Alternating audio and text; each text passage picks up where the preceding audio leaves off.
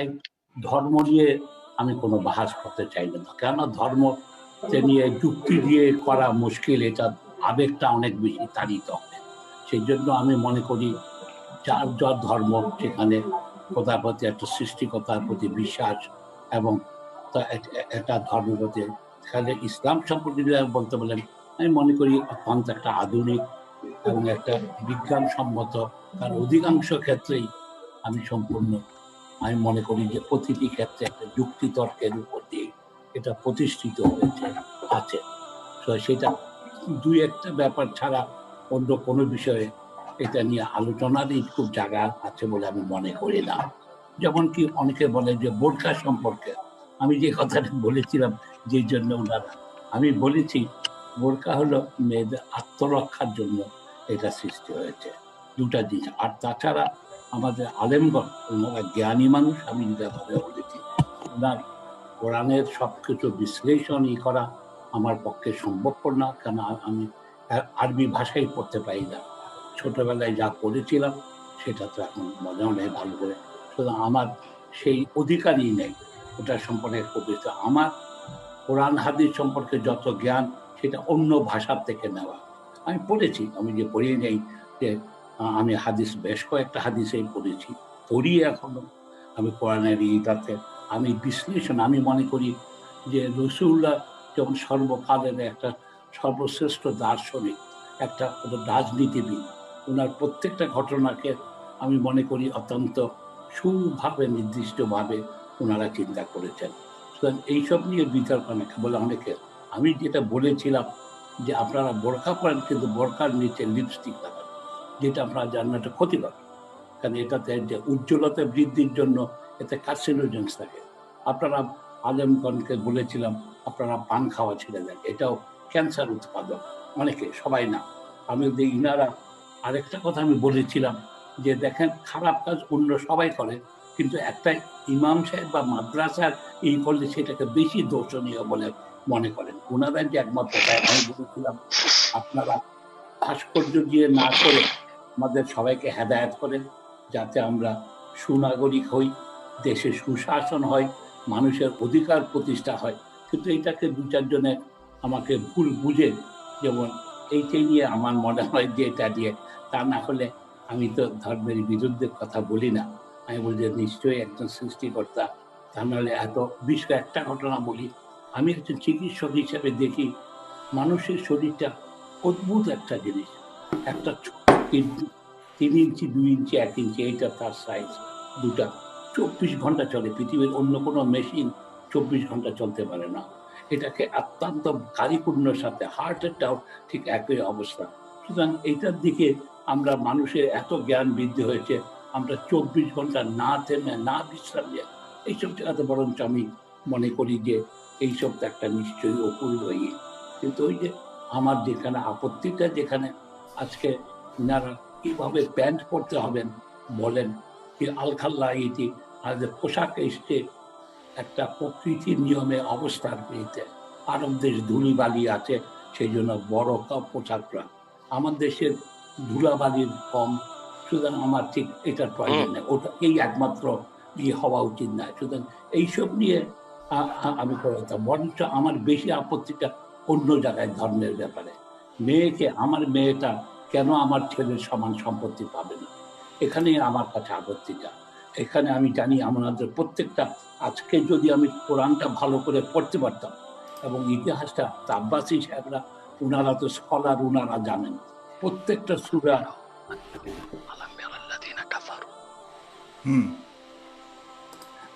প্রত্যেকটা সূরা কখন, কত তারিখ, কি প্রেক্ষিতে খোদা অবতীর্ণ করেছেন। যেমন এইসবগুলি জানলে আমাদের জ্ঞান বৃদ্ধি হতো, আমরা হয়তো আরো ভালোভাবে ধর্মটাকে বুঝতে পারতাম, এটাই। কিন্তু এটা নিয়ে এইসবের বিতর্কের, যেমন হযরত আয়েশার যে ব্যাপারে যে ঘটনাটা হয়েছিল, সে খোদা যে বলেছে যেই সূরাটা এসছে, এবং এই যে প্রত্যেকটি ক্ষেত্রে আমি দেখি অত্যন্ত সুচিন্তিত এইগুলি। আর অ্যারাবিক একটা অদ্ভুত ভাষা, আমি প্রায় বলি যদি এটা আজকে, যদি ওই যুগে যদি নোবেল প্রাইজের কথা থাকতো, তাহলে কোরআনই পয়লা নোবেল প্রাইজ। এত সুলিখিত সুর এইটাতে আছে, সেগুলি না। ওই যে যেহেতু আমার সাথে বিতর্কটা হলো মেয়েদের সম্পত্তিতে সমান অধিকার। হ্যাঁ, আমরা মেয়েদের সম্পত্তিটা নিয়েই এখন আপনার প্রথম পর্বটাকে আমি একটু আব্বাস হুজুর কাছে যেতে চাই, এরপর আমরা অন্যান্য বিষয় নিয়ে অবশ্যই আলাপ করবো স্যার। তবে আপনার প্রতি আমার একটা জিনিস জানার আছে স্যার, মানে আপনি তো শতভাগ আপনি তো বিশ্বাসী স্যার, এ ব্যাপারে তো কোনো সন্দেহ নেই। ডেফিনেট। আমি তাহলে তো আমি আমার সেই হ্যাঁ, এটা অনেকেরই একটা অনেকেরই সন্দেহের। হ্যাঁ, অনেক। আমি ছোটবেলায় তো নামাজ সবসময় নিয়মিত পড়তাম, কিন্তু এখন আমি নামাজ পড়ি না। সুতরাং সেই জন্য আমাকে মুরতাদ ঘোষণা করেন না। তবে আমি রোজাটা 30 দিন রোজা বা 29 দিন যখনই হয়, ওটা খুব, এই পর্যন্ত আমি কখনো রোজা ভাঙিনি। আলহামদুলিল্লাহ ওয়াহদা ওয়াসসালাতু ওয়াসসালামু আলা মুহাম্মদ সাল্লাল্লাহু আলাইহি ওয়াসাল্লাম আল্লাযী মান লা নাবিয়্যা বা'দা। আল্লাহুম্মা সাল্লি আলা মুহাম্মদ নূরিল্লাহ মদিনাতিল ইলম ওয়া আলা বাবিহা আলী রাদিয়াল্লাহু তাআলা। উপস্থিত ফেস দ্য পিপলের সম্মানিত সফল সঞ্চালক এবং পরিচালক সাগর, উপস্থিত বাংলাদেশের অত্যন্ত বিদগ্ধ একজন সমাজসেবক, চিকিৎসক এবং বাংলাদেশের, আমি শুনতে পেলাম এখনই, স্বাধীনতা যুদ্ধে রয়েছে যার প্রত্যক্ষ অবদান, সে দৃষ্টিকোণ থেকে আমি বলবো একজন খাঁটি মুক্তিযোদ্ধা। আমাদের আজকের প্রোগ্রামে দেশে এবং বিদেশে যারা আজকের প্রোগ্রামটি দেখছেন সকলকে ধন্যবাদ জ্ঞাপন করছি। আজকের যে বিষয়টি নির্ধারিত ছিল ইসলামের রাজনীতি এবং নারীর অধিকার, যেহেতু বিষয়টি প্রথম পর্ব বাদ দিয়ে শুরু হয়ে গিয়েছে, আমিও দ্বিতীয় পর্ব থেকে শুরু করছি। আমাদের সম্মানিত ডক্টর জাফরুল্লাহ সাহেব যে কথা বলেছেন, ওনার কথায় স্পষ্ট ফুটে উঠেছে যে তিনি একজন আস্তিক এবং ইসলামের মূলকে তিনি বিশ্বাস করেন। আমি দোয়া করি আল্লাহ তাআলা ওনার মনে যে সংশয় সন্দেহ আছে সেটাও দূর করে দিন এবং ঈমানের রঙে ওনার অন্তরকে রঙিন করে দিন। প্রথম যে কথাটি তিনি বলেছেন যে সম্পদের ক্ষেত্রে, ইনহেরিটেড প্রপার্টি, উত্তরাধিকার সূত্রে প্রাপ্ত সম্পদের ক্ষেত্রে নারীরা অর্ধেক কেন পায়, এটাকে সমান কেন করা হচ্ছে না, এই প্রশ্নটির উত্তরটি আমি পড়ে দিচ্ছি। তার আগে আমি দেখব যে ইসলাম নারীর যে অধিকার ও সম্মান দিয়েছে, পৃথিবীর পূর্বের কোন ধর্ম, কোন তন্ত্র, কোন মন্ত্র, কোন ইজম, কোন মতবাদ এত অধিকার, এত মর্যাদা নারীকে দিতে পারেনি। আমি ধর্মের কথা যদি বলি, ওল্ড টেস্টামেন্ট যেটা ইহুদিদের ধর্মগ্রন্থ, নিউ টেস্টামেন্ট যেটা কিতাবুল মুকাদ্দাস, আরবি সংস্করণ আমার কাছে আছে এখানে।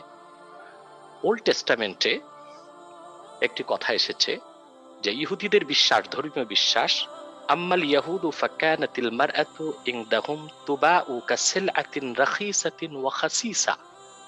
ইহুদি ধর্মের পণ্ডিতগণ মনে করতেন যে মহিলারা সামান্য পণ্য সামগ্রীর মতো একটি জিনিস, যখন খুশি তখন মহিলাদেরকে কেনাবেচা করা যায়, এবং তাদের ধর্মীয় বিশ্বাস হচ্ছে ওয়াকানু ইয়ানজুরুনা লিল মারআতি আলা আন্নাহা খাইনাতুন মুতামাররিদাতুন কাযিবাতুন ওয়া দালিলা ওয়া ইয়াতাবিরুনাহা লা'নাতান লিআন্নাহা আগওয়াত আদম আলাইহিস সালাম। ইহুদিদের বিশ্বাস ওল্ড টেস্টামেন্টে এসেছে, আমি আরবি ভার্স শুনিয়েছি, যে তারা মহিলাদেরকে মনে করে মিথ্যাবাদী, অভিশপ্ত, খেয়ানতকারী, কারণ তাদের বিশ্বাস হযরত আদমকে মহিলা হযরত হাওয়াই পথভ্রষ্ট করেছেন। খ্রিস্টান ধর্মে বলা হয়েছে নিউ টেস্টামেন্টে মহিলারা হচ্ছে শয়তানের বিষাক্ত তীর। হিন্দু ধর্মের উপনিষদ বা বিভিন্ন ধর্মগ্রন্থেও এমন কিছু কথা আছে যা নারী জাতির অপমান, অসম্মান এবং অধিকার ভুলুণ্ঠিত হয় বলে প্রমাণিত হয়। সেই ক্ষেত্রে আল্লাহ প্রদত্ত জীবন বিধান ইসলামে নারীর অধিকার ও সম্মান কতটুকু, আমি খুব সংক্ষেপে বলছি আমাদের মোহতারম ডাক্তার জাফরুল্লাহ সাহেবের অবগতির জন্য, ও যাদের মধ্যে সংশয় সন্দেহ আছে তা দূরীভূত করার জন্য। আল্লাহ পাক কোরআন কারিমে নারী পুরুষকে মর্যাদার দিক দিয়ে সমান নির্ধারণ করেছেন। সম্মানের দিক দিয়ে আল্লাহ পাক বলেন, ইয়া আইয়ুহান নাস ইন্না খালাকনাকুম মিন যাকারি ওয়া উনসা, হে মানব জাতি, আমি তোমাদেরকে সৃষ্টি করেছি একজন পুরুষ থেকে, একজন নারী থেকে। আল্লাহ পাক এখানে নারী ও পুরুষকে সমান মর্যাদা দান করেছেন।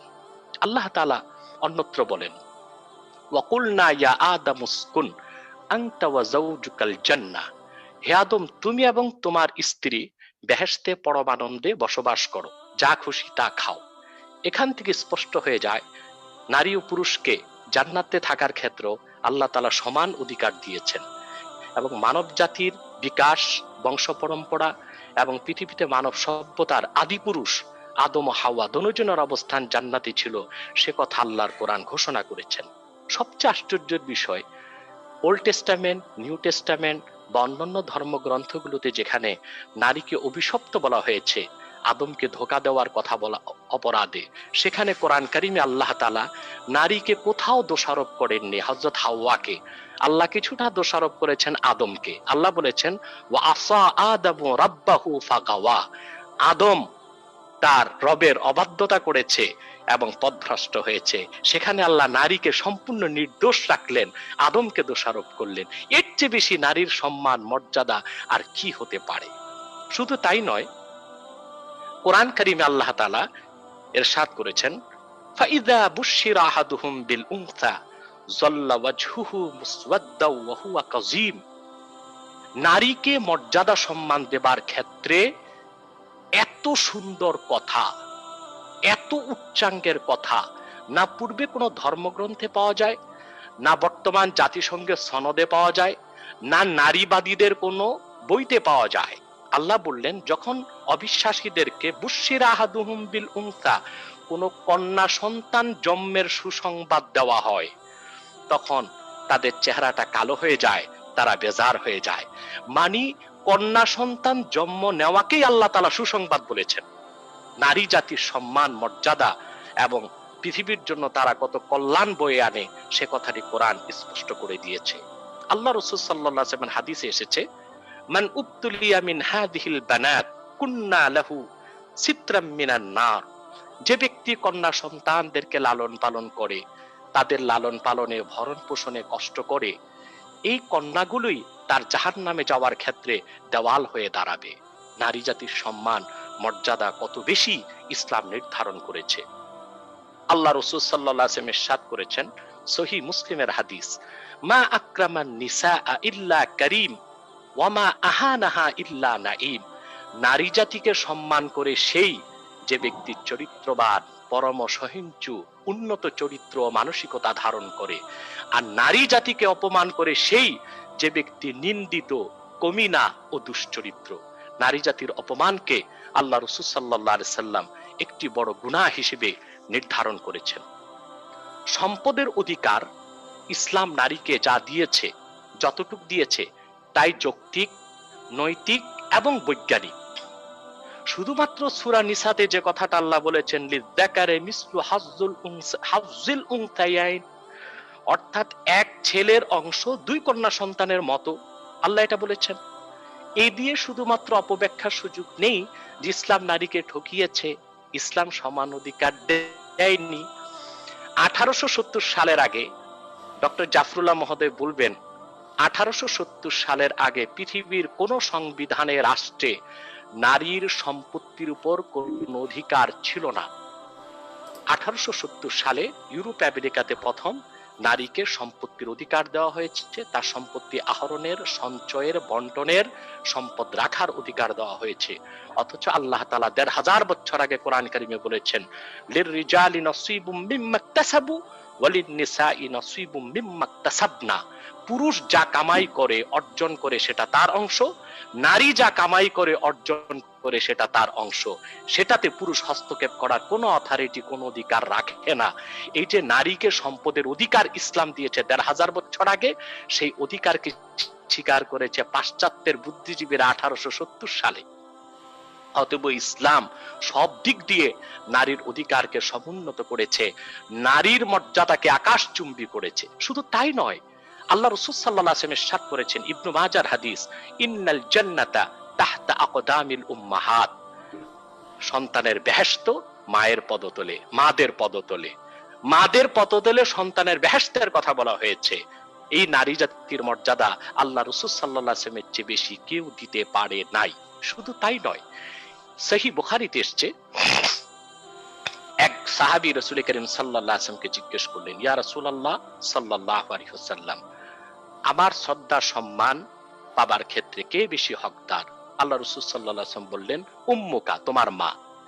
দ্বিতীয়বার প্রশ্ন করেছেন কে? আল্লাহ রাসূল সাল্লাল্লাহু আলাইহি সাল্লাম বলেছেন, তোমার মা। তৃতীয়বার প্রশ্ন করেছেন, তারপর কে? আল্লাহ রাসূল বলেছেন, তোমার মা। চতুর্থবার বলেছেন কে? আল্লাহ রাসূল বলেছেন, তোমার বাবা। তাহলে এই হাদিস থেকে দেখা যায় যে সম্মান, মর্যাদা, অধিকারের ক্ষেত্রে নারীকে আল্লাহ দিয়েছেন ৭৫ ভাগ, পুরুষকে দিয়েছেন ২৫ ভাগ। এই ক্ষেত্রে অধিকার, মর্যাদা, সম্মান পাবার ক্ষেত্রে ইসলাম পুরুষের চেয়ে নারীর মর্যাদা, অধিকারকে ৩ গুণ সমুন্নত করেছে। তাকে আমরা চিন্তা করেছি? শুধু কি তাই, এখন যে প্রশ্নটা আসে যে নারী পুরুষের সমান অধিকার, এটা অযৌক্তিক, অবৈজ্ঞানিক এবং অনৈতিক। আমরা নারী পুরুষের যতটুক যে প্রাপ্য ততটুক অধিকারকে স্বীকার করি। সকল ক্ষেত্রে নারী পুরুষ সমান অধিকার চাওয়াটাও অযৌক্তিক এবং অবৈজ্ঞানিক। আমি ব্যাখ্যা দিচ্ছি। আমাদের জাফরুল্লাহ স্যার তো বড় একজন চিকিৎসক, নিশ্চয় বায়োলজি তিনি অনেক পড়েছেন। বায়োলজিতে স্পষ্ট এসেছে যে নারী পুরুষের মধ্যে পার্থক্যের ক্ষেত্রে 25 biological differences between man and woman.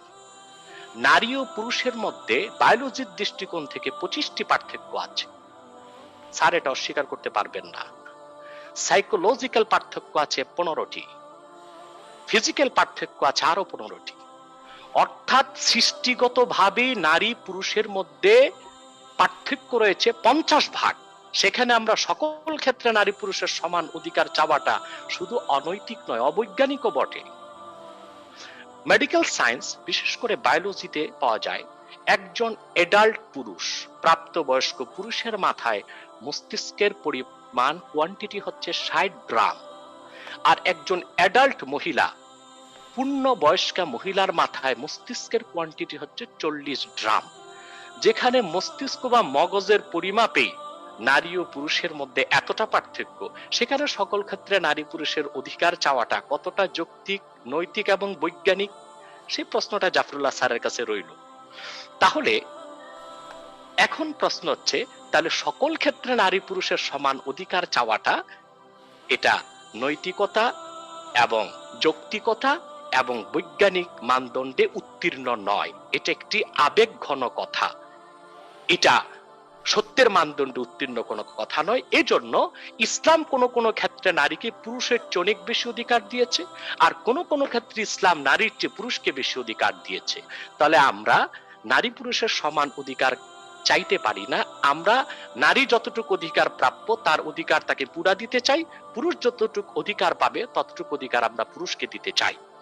আল্লাহ তাআলা যে কোরআনে বলেছেন, লিযযাকারি মিসলু হাজ্জিল উনসায়াইন, এক ছেলের অংশ 2 কন্যা সন্তানের মতো। শুধু আমরা এতটুকু কেন দেখলাম? অন্য ক্ষেত্রে আল্লাহ কি বলেছেন তা আমরা কেন দেখলাম না? আল্লাহ পাক স্পষ্ট কোরআন কারীমে বলে দিয়েছেন, নারী এক জায়গা থেকে পাবে না। আমি কোরআন কারীমের আরেকটি আয়াত এখানে তুলে ধরছি, যেখানে স্পষ্ট আল্লাহ রাব্বুল আলামিন নারীর সম্পদের অধিকার বিভিন্ন খাতকে উল্লেখ করে দিয়েছেন কোরআনে কারীমের মধ্যে, যে যখন কোনো পুরুষ ব্যক্তি, কোনো মানুষ যদি পিতা মাতার মৃত্যুর পরে তার উত্তরাধিকার সম্পদ ছেলে যেরকম পাবে মেয়ে সেরকম পাবে, তবে কেউ বেশি কেউ কম। আত্মীয়দের রেখে যাওয়া উত্তরাধিকার সম্পদে ছেলেও অংশ পাবে, মেয়েও অংশ পাবে। শুধু পিতার থেকে পাওয়ার ক্ষেত্রে আল্লাহ তাআলা মেয়েদের কথা বলেছেন যে তারা ছেলের অর্ধেকটা পাবে। যে অর্ধেকটা আল্লাহ মহিলাকে দিলেন, তার সম্পদ হিসেবে নির্ধারণ করলেন, তার পুরাটাই হচ্ছে আনইউজ প্রপার্টি, সারা জীবন এটা সে তার ধন হিসেবে রেখে দিবে। অথচ পুরুষের উপর পুরুষ ডবল পেল, পুরুষের উপর আল্লাহ ফরজ করেছেন তার স্ত্রীর খোরপোশ দেওয়া, ফরজ করেছেন সন্তানদের দায়িত্ব পালন করা, ফরজ করেছেন স্ত্রীর ভরণ পোষণের ব্যবস্থা। পক্ষান্তরে স্ত্রীকে যে অর্ধেক সম্পদ আল্লাহ দিয়েছেন শুধু পিতার সূত্রে, অন্যান্য খাত থেকে স্ত্রী পাবে, মেয়েরা পাবে, সেটা ভিন্ন। শুধু পিতা থেকে যেটা পাবে, যদিও পরিমাণে তা অর্ধেক, তার কোনো খরচ নেই, সেটা সারা জীবন যদি মহিলা সঞ্চিত রেখে দেয়, স্বামীর কোনো অথরিটি নেই তার সম্পদে হস্তক্ষেপ করবে। আর যদি স্বামী তার সম্পদ থেকে তার স্ত্রীকে ভরণ পোষণ না করে ইসলামী শরিয়া আদালতে স্বামীকে অ্যারেস্ট করা হবে এবং তাকে বাধ্য করা হবে তার সম্পদ থেকে যেন তার স্ত্রীর ভরণ পোষণ দেওয়া হয়। অতএব আল্লাহ তাআলা বাহ্যত এক জায়গায় হুকুম করেছেন যে ছেলের অর্ধেক পাবে মেয়ে, কিন্তু পুরাটাই আনইউজ প্রপার্টি, এটা সারা জীবন তার জন্য এটা ডিপোজিট হয়ে থাকবে, এটা তার একটা সম্পদ, তার ভবিষ্যতের জন্য সে রেখে দিবে, যেখানে খুশি সেখানে তার সম্পদ সে খরচ করবে, স্বামীর কিছুর বলার থাকবে না। হুজুর ইসলাম আপনার সব কাছে ক্ষেত্রে জি বোরকার পরার ব্যাপারে যদি ইয়ে করেন, পরবর্তী আমরা আরেকটা টপিকে যেতে হবে আমাদের। আচ্ছা আচ্ছা আচ্ছা ঠিক আছে, আমি বোরখাতে চলে যাচ্ছি। আপনারা বোরখাটা নিয়ে তো অ্যালার্জি বেশি, সেটার ব্যাখ্যাই দিচ্ছি। না, অনেকে জানতে চায়। জি জি জি আচ্ছা, আমাদের জাফরুল্লাহ স্যারের যত প্রশ্ন আছে আমরা শুনবো এবং কোরআন সুন্নাহ থেকে এগুলোর উত্তর আমরা দিব ইনশাআল্লাহ। একটি কথা জাফরুল্লাহ স্যারের অবগতির জন্য বলছি, এবং জাফরুল্লাহ স্যার তো বিশ্বাসী মানুষ আমি বুঝতে পেরেছি, কিন্তু বাংলাদেশে যারা বুদ্ধিজীবীদের মধ্যে অবিশ্বাসী, সংশয়বাদী, নৈরাজ্যবাদী, তাদেরকে একটি কথা বলবো যে আল্লাহর কোরআনের প্রতিটি বাক্যের, প্রতিটি শব্দের, প্রতিটি অক্ষর মহাসত্যের সর্বোচ্চ মানদণ্ডে উত্তীর্ণ, এবং আল্লাহর হাবিব যার উপর কোরআন আল্লাহ নাজিল করেছেন মুহাম্মদ সাল্লাল্লাহু আলাইহি সাল্লামের প্রতিটি বিশুদ্ধ হাদিস মহাসত্যের সর্বোচ্চ মানদণ্ডে উত্তীর্ণ। সেজন্য বিজ্ঞান দিয়ে কোরআনকে জাস্টিফাই করা যাবে না, কোরআন দিয়ে বিজ্ঞানকে বা অন্য মতবাদকে জাস্টিফাই করতে হবে। তার কিন্তু কারণ হচ্ছে পৃথিবীর, হুজুর এখানে আমার একটা প্রশ্ন আছে, পৃথিবীর এই যে যত প্রশ্ন জানার জন্য সৃষ্টি থেকে শুরু করে আল্লাহর যে কোনো বিষয়ে, ইসলাম ধর্মের প্রতি সবকিছুর উত্তর কি কোরআনে দেওয়া আছে? এবং এগুলো জানতে চাওয়া কি কোনো অপরাধ কিনা? আমি আমি আমি না না, অপরাধ না, আমি সেটা বলে দিচ্ছি। আল্লাহ তাআলা কোরআন কারীমে বলেছেন ওয়ানাজ্জালনা আলাইকাল কিতাবা তিবয়ানাল লিকুল্লি শাই। মুহাম্মদ সাল্লাল্লাহু আলাইহি সাল্লাম, আপনার উপর আমি যে কোরআন অবতীর্ণ করেছি তার সবকিছু সুস্পষ্ট ব্যাখ্যা হিসেবে। তাহলে জানতে চাইলে মুরতাদ বলা হয়, এটাও বা কেন? মানে যারা জানে না তারা বলে যে না, এটা জানতে চাইবেন না, এটা জানতে চাওয়া উচিত না, আপনি মুরতাদ, আপনি নাস্তিক, এই ধরনের কিছু কিছু দাবি দাওয়া উঠে আসে আলেমদের পক্ষ থেকে। জানতে চাওয়ার কিছু শিষ্টাচার আছে, কিছু ভদ্রতা আছে। আপনি যদি জানার জন্য জানতে চান, হাজার প্রশ্ন করবেন, আপনাকে কেউ মুরতাদ বলবে না। কিন্তু জানতে যে আপনি যদি আল্লাহ তার রসুলের সামনে বেয়াদবি করেন, অবজ্ঞামূলক কথা বলেন, তখনই মুরতাদ হওয়া না হওয়ার প্রশ্নটি চলে আসে। আমার প্রসঙ্গটি সাগর আমাকে শেষ করতে দেন। সেটা হচ্ছে যে মহাসত্যের মানদণ্ডে উত্তীর্ণ আল্লাহর কোরআন। অতএব কোরআনের কিছু যদি আমাদের বুঝতে আমরা ব্যর্থ হই, বুঝতে হবে সেটা আমাদের জ্ঞানের স্বল্পতা। কারণ কোরআন কারিমে, আমি উদাহরণ দিচ্ছি আমাদের জাফরুল্লাহ স্যারের উদ্দেশ্যে, অন্যান্য সংশয়বাদীদের উদ্দেশ্যে এবং সাগর আপনাকেও বোঝানোর জন্য, যে কোরআনের কোনো কথা বা রাসূলুল্লাহর কোনো হাদিস বুঝতে যদি আমরা না পারি, আর সেটা যদি বুঝার ক্ষেত্রে মানবরচিত তন্ত্র মন্ত্র কিংবা বিজ্ঞানের সহায়তা নেই, সেটাও উচিত হবে না। কারণ আল্লাহর কোরআনে এমন কথা আল্লাহ ১৫০০ বছর আগে বলেছেন, যা আধুনিক বিজ্ঞান ১৫০০ বছর পরে এসে মস্তক নত করে মেনে নিয়েছে। সবকিছু যাচাই করা হবে কোরআন দিয়ে, কোরআনকে যাচাই করার কিছু নাই, কোরআনের প্রমাণ কোরআন নিজে। যেমন আমি একটু উদাহরণ দিচ্ছি, আমি একজন মানুষ, জাফরুল্লাহ স্যার একজন মানুষ, সাগর একজন মানুষ। আমরা যে মানুষ, আমাদের সিগনিফিকেশন কি? কেন মানুষ আমরা চাদরে মুখটা ঢেকে রেখেছি, শুধু মুখটা খুললেই যে কেউ বলবে আমরা মানুষ, মুখের নিদর্শন দেখে বলবে আমরা মানুষ। আল্লাহর কোরআনে আল্লাহ এত নিদর্শন রেখেছেন যে কোরআন মনোযোগ দিয়ে পড়লে একটা মানুষ বুঝবে এটা আল্লাহর কালাম ছাড়া কিছু হতে পারে না। তার একটি উদাহরণ দিচ্ছি আমি, কোরআন সূরা আম্বিয়া থেকে 17 পারা থেকে, এবং আয়াত নাম্বার হচ্ছে 30। আমি আয়াতটি পড়ে অনুবাদ করছি। আল্লাহ পাক কোরআন কারীমে বলেছেন, আওয়ালাম ইয়ারাল্লাযীনা কাফারু আন্নাস সামাওয়াতি ওয়াল আরদা কানাতা রাতকান ফাফাতাকনাহুমা ওয়া জাআলনা মিনাল মাই কুল্লা শাইইন হাই আফালা ইউমিনুন। এখানে আল্লাহ বিগ ব্যাংকের কথা বলেছেন। স্টিফেন হকিং সহ বিজ্ঞানীগণ 1970 সালের কিছু আগে সৃষ্টি তত্ত্বের ব্যাপারে ব্যাখ্যা করেছে যে এই গোটা ইউনিভার্স, গোটা বিশ্বটা একটা বিন্দু ছিল, একটা পিণ্ড ছিল। মহাবিস্ফোরণের মাধ্যমে সূর্য, চন্দ্র, নক্ষত্র, নীহারিকা, ধূমকেতু, গ্রহ, গ্রহাণুপুঞ্জ সবকিছু হয়েছে। কথাটা 1960 সালে বিজ্ঞান পেয়েছে, আর কোরআন কারিমে আল্লাহ তাআলা বলেছেন ১,৫০০ বছর আগে, আওয়ালাম ইয়ারাল্লাযীনা কাফারু, অবিশ্বাসীগণ কি এটা দেখে না, আন্নাস সামাওয়াতি ওয়াল আরদা কানাতা রাতকান ফাফাতাকনাহুমা, আকাশ জমিন সবকিছু ছিল একটা পিণ্ড, একটা বিন্দু, আমি আল্লাহ বিচ্ছিন্ন করেছি, ভাগ ভাগ করেছি। এখন বলুন ১,৫০০ বছর আগে যখন কোনো মহাকাশ বিজ্ঞানাগার ছিল না, কোনো টেলিস্কোপ ছিল না, কার্বন টেস্টের কোনো ব্যবস্থা ছিল না, আমার নবী মুহাম্মদ সাল্লাল্লাহু আলাইহি সাল্লাম আরবের বাইরে জ্ঞান আহরণে কোথাও ১,৫০০ বছর আগে রোমে বা আরবের অন্য কোন অঞ্চলে গেলেন না। তিনি কিভাবে এই তথ্য পৃথিবীর মানুষকে দিবেন? নিশ্চয়ই এটা আল্লাহর বাণী, আল্লাহর কোরআন, আল্লাহর কালাম, যা অবতীর্ণ হয়েছে মুহাম্মদ সাল্লাল্লাহু আলাইহি সাল্লামের উপর ১,৫০০ বছর আগে। শুধু কি তাই, ঠিক এর পরের আয়াতে আল্লাহ তাআলা বলেন, জাআলনা মিনাল মাই কুল্লা শাইইন হাই, প্রতিটি জীবিত প্রাণীকে, জীবকে আমি তৈরি করেছি পানি থেকে। আজকে সমস্ত জুলজিস্টরা একমত, ডক্টর পিপি গ্রাস ফ্রান্সের সবচেয়ে বড় জুলজি বিজ্ঞানী ছিল, তিনিও একমত হয়েছেন কোরআনের এই আয়াতের সাথে, যে প্রতিটি জীবিত প্রাণীর কোষের মধ্যে দেখা যায় যে ৭৫% বেশি পানি।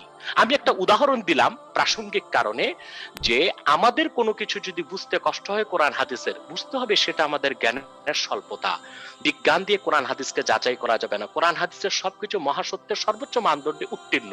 এখন আসুন পর্দার প্রসঙ্গে, ইসলাম পর্দা কেন দিয়েছে, এটার ব্যাখ্যাটা আমি দিচ্ছি। এত সুন্দর করে ওয়াজ করেন, আপনারা কিছুই ভুলেন না, সুন্দর করে বলতে পারেন, তাই এত এত লোকে ওয়াজ করছে।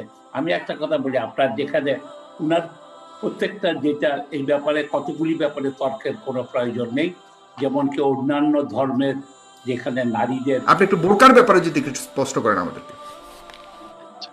আচ্ছা, আমি এবার পর্দার প্রসঙ্গে চলে গেলাম। ইসলাম যে পর্দাকে বাধ্যতামূলক করেছে মহিলাদের জন্য, কবে থেকে সবচেয়ে বড় পর্দা ভুল, কবে থেকে পর্দা বাধ্যতামূলক করলো? আমি বলছি, সেটাই ব্যাখ্যা দিচ্ছি। সবচেয়ে বড় কথা, আমরা একটা ভুলের মধ্যে আছি, আমরা মনে করি ইসলাম শুধু মহিলাদেরকে পর্দা দিয়েছে, না, পর্দা মহিলার জন্য, পুরুষের জন্য, তবে তা ভিন্ন ভিন্ন স্বরূপ। পুরুষকে আল্লাহ তাআলা পর্দা বলেছেন গদ্দুল বাসার, তার দৃষ্টিকে অবনমিত রাখতে হবে। আর মহিলার পর্দা হচ্ছে তার বিশেষ অঙ্গগুলোকে ঢেকে রাখবে। প্রশ্ন হলো কেন? আমি আগে বলেছি যে কোরআন হাদিসের প্রতিটি বিষয়কে আমরা যারা বিশ্বাসী, আমরা বিনা বাক্যে মেনে নেই, সেখানে কোনো যৌক্তিকতা খোঁজার প্রয়োজন আমরা অনুভব করি না। ২, পর্দার যে বিধান ইসলাম করেছে তা কেন? আমি আগেই বলেছি যে নারী ও পুরুষের মধ্যে পার্থক্য রয়েছে, বায়োলজিক্যাল পার্থক্য রয়েছে, ফিজিক্যাল পার্থক্য রয়েছে, সাইকোলজিক্যাল পার্থক্য আছে। নারীদের যে পর্দার বিধান ইসলাম করেছে তা কখন থেকে? বালেগা হওয়ার পর থেকে। আমরা জানি নারী ও পুরুষকে সৃষ্টিগতভাবে আল্লাহ তাআলা তৈরি করেছেন এমন ভাবে যে নারী পুরুষের প্রত্যেকের বিপরীত লিঙ্গের প্রতি একটি টান বা আকর্ষণ থাকে। আর সেটা কি রকম? যখন কোনো নারী বা পুরুষ 3S পার হয়ে যায়, 3S পার হয়ে যাওয়ার পর, এটা বিজ্ঞানসম্মত একটি কথা, যে কোনো পুরুষ যখন 3H পার হওয়ার পর কোনো মহিলাকে দেখবে, আর তা যদি একেবারে বেভূষণ অবস্থায় দেখে, তো প্রথমেই তার মস্তিষ্কের যে গ্ল্যান্ড তার সেক্সুয়াল অ্যাক্টিভিটিসকে কন্ট্রোল করে, সেটা অ্যাক্টিভ হয়ে যায়, এবং স্বাভাবিকভাবেই তার সেক্সুয়াল থটস বেড়ে যায় চোখে। এটা একটা ফিজিক্যাল পার্থক্য নারী এবং পুরুষের। পুরুষের চোখে সেক্সুয়াল থট বেড়ে যায় এবং তার মস্তিষ্কের গ্ল্যান্ড 100% অ্যাক্টিভ হয়ে যায়, রক্ত চলাচল বহুগুণ বেড়ে যায়, এবং তখন রক্তের চাপটা পুরুষের নিচের দিকে থাকে। আর বিপরীত লিঙ্গ মহিলার প্রতি তার একটি অস্বাভাবিক আকর্ষণ সৃষ্টি হয়ে যায়, যেটা আল্লাহ তাআলা সৃষ্টিগতভাবে রেখেছেন। এখন এই যে অস্বাভাবিক আকর্ষণ বেড়ে যায় একজন পুরুষের মহিলার প্রতি, এই আকর্ষণ বেড়ে যাওয়ার কারণে তার দুটি অবস্থার একটি অবস্থা, সে যদি তার চাহিদা মেটাতে চায় মেয়েটিকে সুযোগ করে দিতে হবে, আর যদি মেয়েটি সুযোগ করে না দেয় তো তার দুর্ঘটনায় মৃত্যু হতে পারে। লন্ডনে এরকম ঘটনা ঘটেছে, গবেষকগণ দেখেছেন চরম যৌন উত্তেজনার শিকার এক ব্যক্তি তার যৌন ক্ষুধা মেটাতে পারে নাই, যে কারণে তার মস্তিষ্কের রক্ত শূন্য হয়ে অক্সিজেনের অভাবে সে লোকটি মারা গিয়েছিল। তাহলে দেখা যাচ্ছে এখন আমরা যদি বলি যে না, পুরুষকে বেঁচে থাকার জন্য ও তার সেক্সুয়াল অ্যাক্টিভিটিসকে মেটাবার জন্য মেয়েকে সুযোগ করে দিতে হবে, তাই পৃথিবীর কোনো মেয়ে, কোনো মা, কোনো বোন নিরাপদ থাকবে না, সতীত্ব সম্ভ্রম নিয়ে বেঁচে থাকতে পারবে না। তাহলে কি করতে হবে? তার একমাত্র সমাধান হচ্ছে মেয়েটিকে আল্লাহর পক্ষ থেকে যে পর্দার বিধান করা হয়েছে তা তাকে মানতে হবে। এর মাধ্যমে যে পুরুষটির বা মেয়েটির যে সেক্সুয়াল অ্যাক্টিভিটিস তা অনিয়ন্ত্রিত হবে না, সীমা লঙ্ঘন করবে না, তখন নৈতিকতা ঠিক থাকবে, মেয়েটি তার চরিত্র সম্ভ্রম সম্মানকে ঠিক রাখতে পারবে, পুরুষটি স্বাভাবিক জীবনযাপন করতে পারবে, তার চরিত্রকেও ধরে রাখতে পারবে। মূলত পর্দাটা ইসলাম দিয়েছে সম্পূর্ণ মেয়েদের চরিত্র সম্ভ্রমকে রক্ষা করে উন্মুক্তভাবে সব জায়গায় যেন তারা চলাফেরা করতে পারে। ঘরের ভিতরে একটি মেয়ের, একটি নারীর পর্দার প্রয়োজন হয় না, যেখানে তার স্বামী, যেখানে তার সেখানে সন্তান, ইচ্ছার পরিপন্থী কি হচ্ছে কিনা? একটু ঘরের ভিতরে। কিন্তু ইসলাম মেয়েদেরকে অবাধ স্বাধীনতা দিয়েছে। একাই কি একজন মেয়ে শরঈ পর্দার মাধ্যমে 48 মাইল দূরত্বে সফর করতে পারে বা পারবে। এরপর এর দূরে যেতে হলে রক্ত সম্পর্কের একজন মহরামকে তার সঙ্গে রাখতে হবে। এখন কথা হচ্ছে, আচ্ছা মনে হয় না আমাদের জাফরুল্লাহ স্যার চাচির সাথে কথা বলতেছে। আচ্ছা সেটা যাই হোক, জি জি, তা আমি যেটা স্যার বলতেছি, মনে হয় খুব আনন্দই পাচ্ছে আপনার কথা শুনে। আচ্ছা চেহারা আচ্ছা দেখে আমি শেষ করছি, একটু শেষ করি না। স্যার তো চিকিৎসক মানুষ, বিজ্ঞান খুব ভালো বুঝেন, বেশি বুঝেন, বিশেষ করে বায়োলজি, কেমিস্ট পড়ে শুনি তো ডাক্তার হয়েছেন, এগুলো উনি ভালো জানেন। আমি একটু মনে করিয়ে দিচ্ছি। তাহলে দেখা যাচ্ছে পর্দা নারীর কল্যাণে, তার চরিত্র, তার সম্ভ্রম রক্ষার জন্য, পুরুষ ও নারীর সুস্থতার জন্য এবং উন্নত চরিত্র ধরে রাখার জন্য, সামাজিক অবক্ষয় রোধে এবং সমাজ রাষ্ট্র একটি কল্যাণ রাষ্ট্র হওয়ার জন্য, একটি সুন্দর সমাজের জন্য, একটি ভালো সংসারের জন্য ইসলাম পর্দা দিয়েছে নারীকে। তবে পর্দাটা একমুখী নয়, একপাক্ষিক নয়, শুধু মেয়ে করবে, পুরুষকে পর্দা করতে হবে। পুরুষের পর্দা হচ্ছে তার দৃষ্টি অবনমিত রাখা, আর মেয়ের পর্দা হচ্ছে তার বিশেষ অঙ্গগুলোকে ঢেকে রাখা। এখন একটি সায়েন্টিফিক ব্যাখ্যা আমি দিচ্ছি।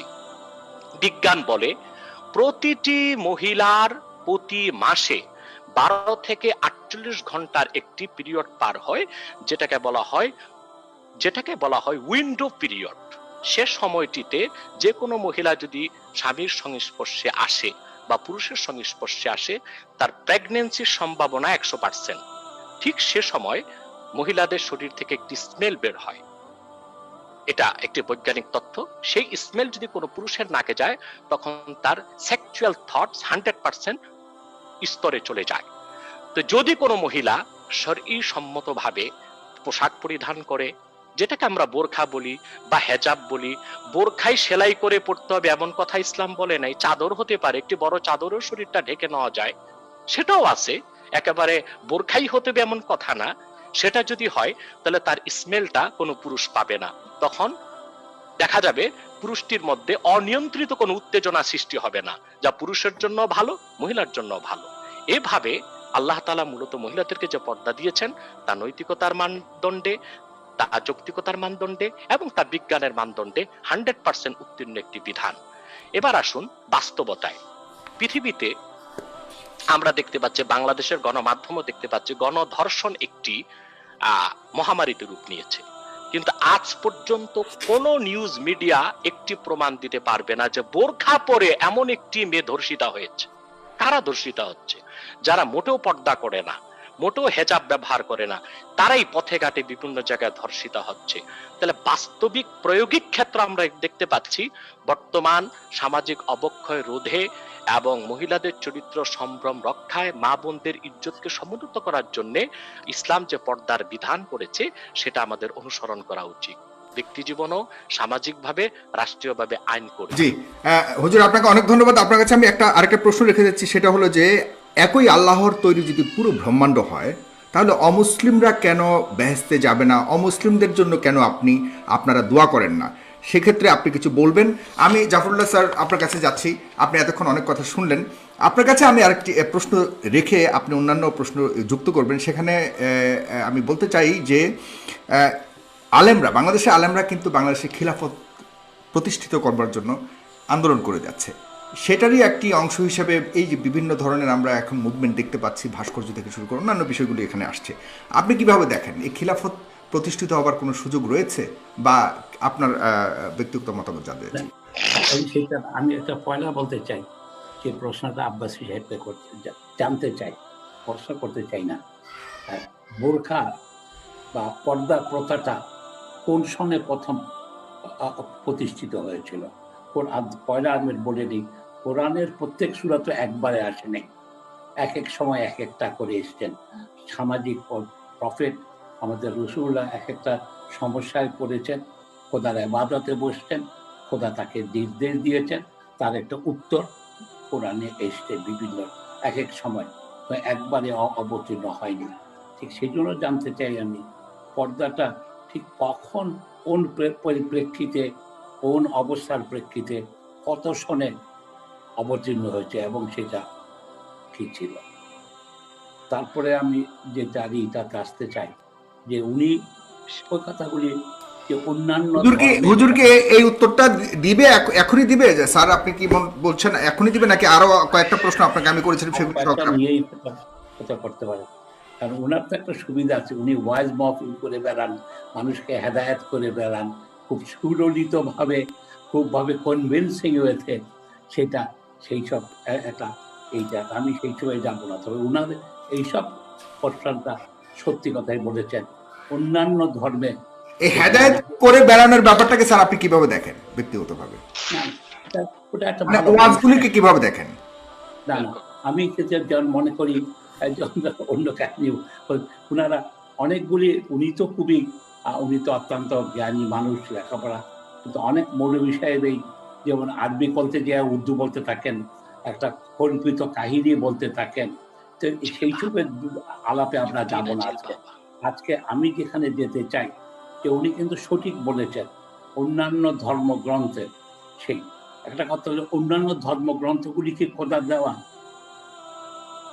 ওটা বিধাতা বা খোদা, ঈশ্বর, ভগবান ও তাদের প্রদত্ত না, অন্য ধর্মগ্রন্থগুলি মানুষের সৃষ্টি।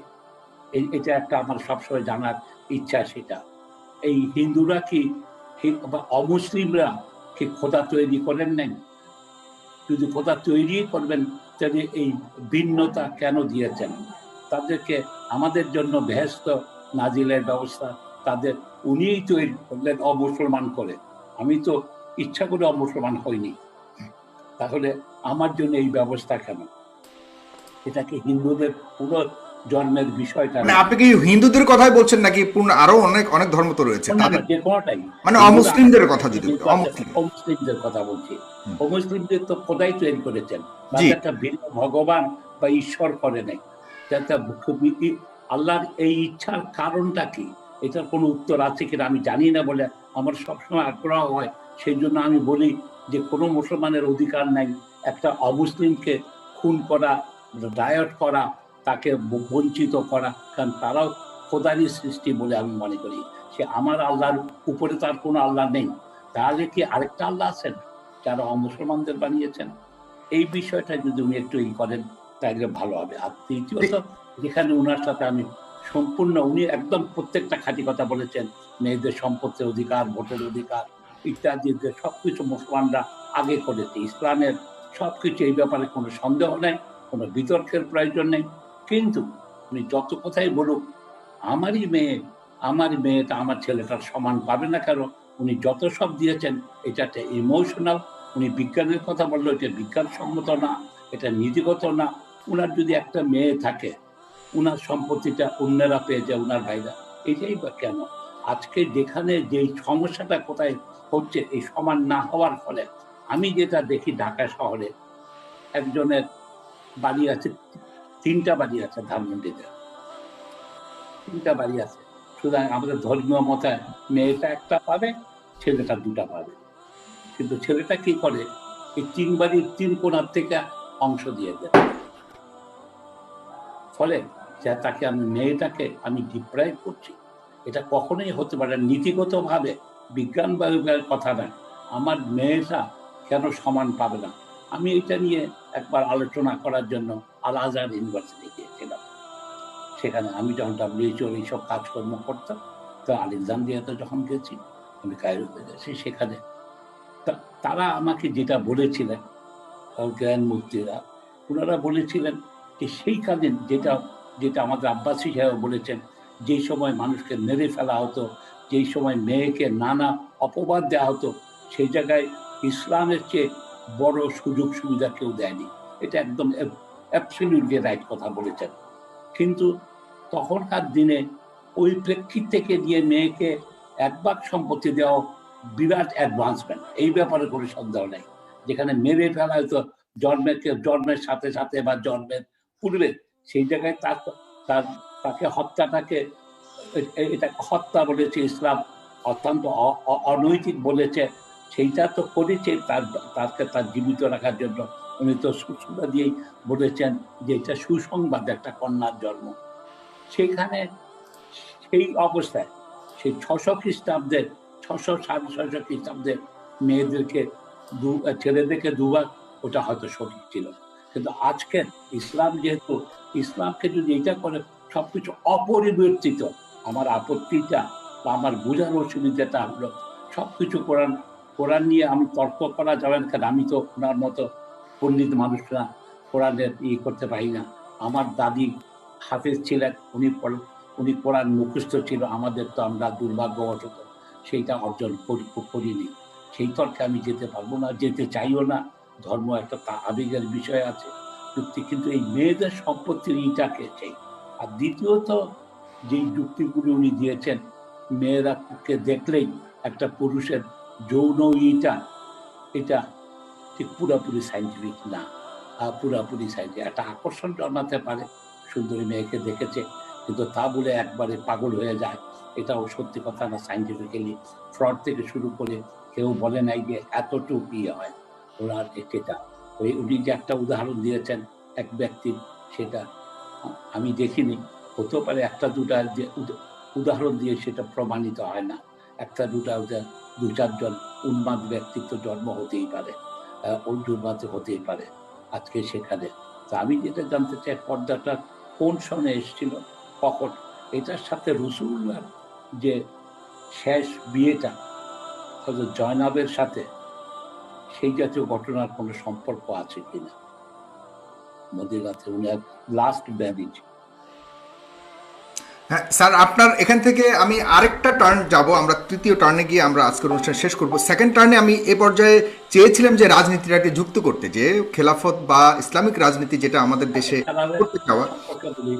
উনাদের আমার মতে এখানে ধর্মকে রাখতে হবে অন্তরে, ধর্মকে রাখতে হবে মসজিদে, ধর্মকে করতে হবে, আমাদেরকে বিশ্বাস রাখতে হবে, আল্লাহর প্রতি বিশ্বাস, খোদার যে ভালো জিনিসগুলি বলেছেন সেটাকে অনুসরণ করা। কিন্তু কেউ যদি না করে, তাকে ঘৃণা করার অধিকার আমাকে খোদা দেন নাই। সে বেহেশতে যাবে কি না যাবে সেই সব বলারও অধিকার আমার নাই, কোনো মৌলভী সাহেবেরও নাই, আমারও নাই, আলেম সাহেবদেরও নাই। এটা হলো খোদাই তার বিচার করে যার যেটা প্রাপ্য সেটা করবেন, আখেরের দিনে করবেন। কিন্তু এখন আমরা কথায় কথায় যেটাই, তারপরে হলো কি, যে জিনিসটাকে আজকে সবাই ভয় পাচ্ছে কোথায় আমি বলে, আমি কিন্তু ইসলামিক আইন কানুনকে অনেকগুলি জিনিস অত্যন্ত ভালো জিনিস আছে ইসলামে। আমি একজন চিকিৎসক হিসাবে দেখি, আমি যখন মানুষের শরীরের দিকে তাকাই, আমি আপ্লুত হয়ে যাই। খোদার সৃষ্টিটাতে একজন ব্যক্তি কোথায় কেউ বসে নিয়ন্ত্রণ করছে আমাদেরকে, এটা না বুঝে উপায় নেই। আমি একজন জীববিজ্ঞানী হিসাবে, কিন্তু অনেকগুলির ব্যাপারে যেখানে আছে, এটা আমার মনে হয় কি ইমোশনালি আমাদের কাছে আলেম সাহেবরা, আরবিটা যেহেতু আমাদের ভাষা না, আমরা নিজেরা পড়তে পারি না। উনি যেমন অনেকগুলি সূরা পরপর বলে গেলেন, আমি তো একটা বলতে পারলাম না।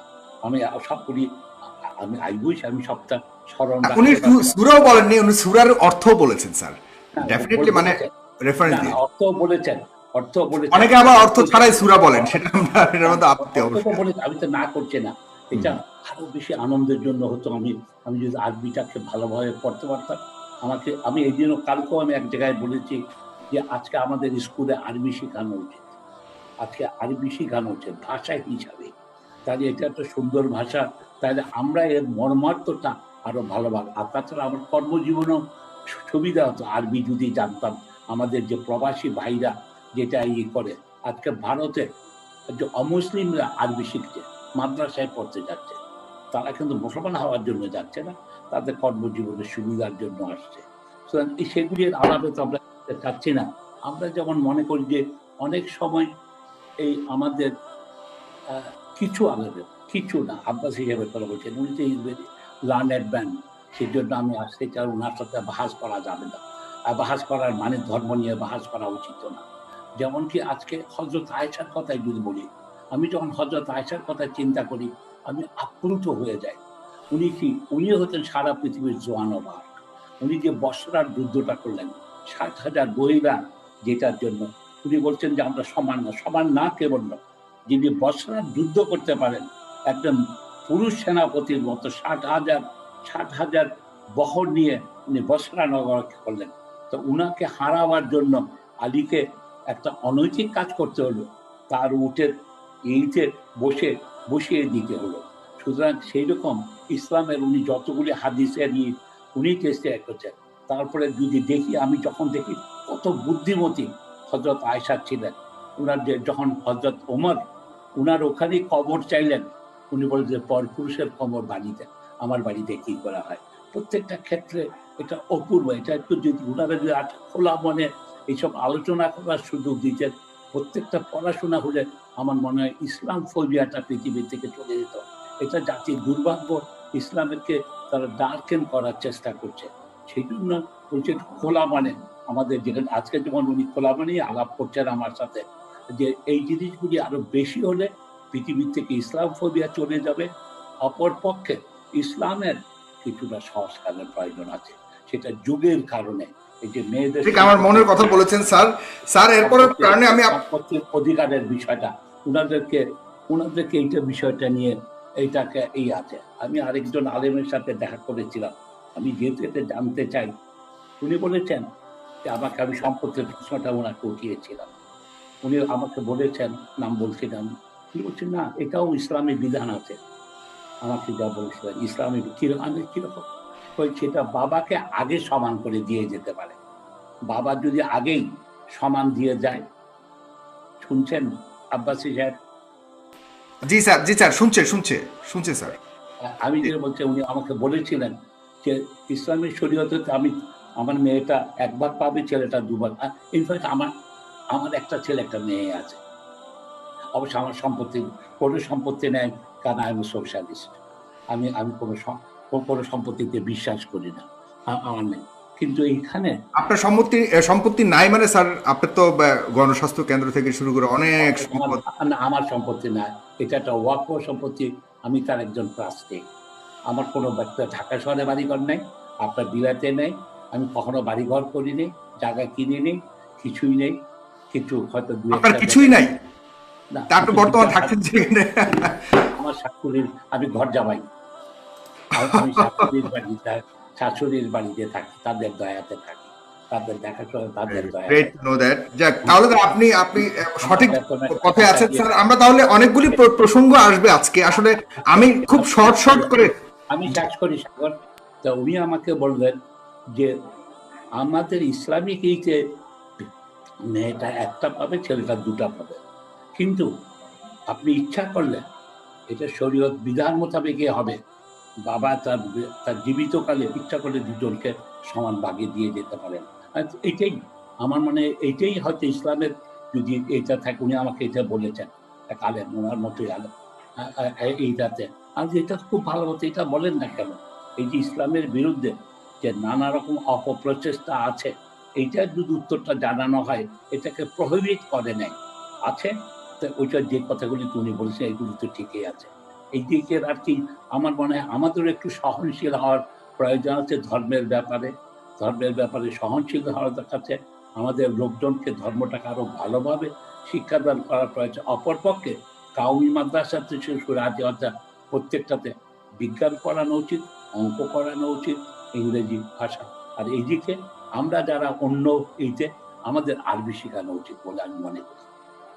জি, আপনি পরবর্তী টার্নে স্যার আপনার কাছ থেকে হাজরে আসওয়াদকে আপনি আমার একটা অনুষ্ঠানে আপনি মূর্তি বলে দাবি করেছিলেন, সে বিষয়ে আপনি একটু ব্যাখ্যা করবেন পরের টার্নে স্যার।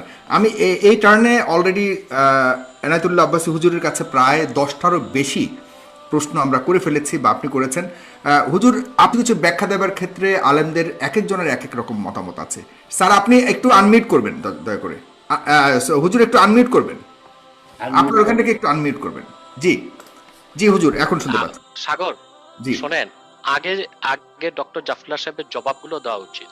জি জি সেটাই করবেন, আপনি তারপরে অন্য সেটাই প্রশ্ন করবেন। আসবে। জি হ্যাঁ, প্রথম হচ্ছে যে ডক্টর জাফরুল্লাহ সাহেব বলেছেন যে বৈজ্ঞানিক তথ্য আমি যা দিয়েছি তা ওনার সবটুকুন বিশ্বাস হয় না। উনি তো অনেক পুরানকালে বিজ্ঞান পড়েছে, আমরা তো এখন পড়ি। এই যে আমার হাতে অক্সফোর্ডের থিসিস দেখতে পাচ্ছেন, যেখানে man vs woman, physical and psychological and biological differences between man and woman। Cambridge বিশ্ববিদ্যালয়ের একজন বিজ্ঞান বিভাগের প্রফেসরের থিসিসকে যদি উড়িয়ে দেওয়া হয়, সেটার ব্যাপারে আমি কিছু বলতে চাই না। দ্বিতীয় যে বিষয়টি এসেছে যে উনি সম্পদের ব্যাপারে উনি মেনে নিতে পারছেন না, বিষয়টা তো স্পষ্ট।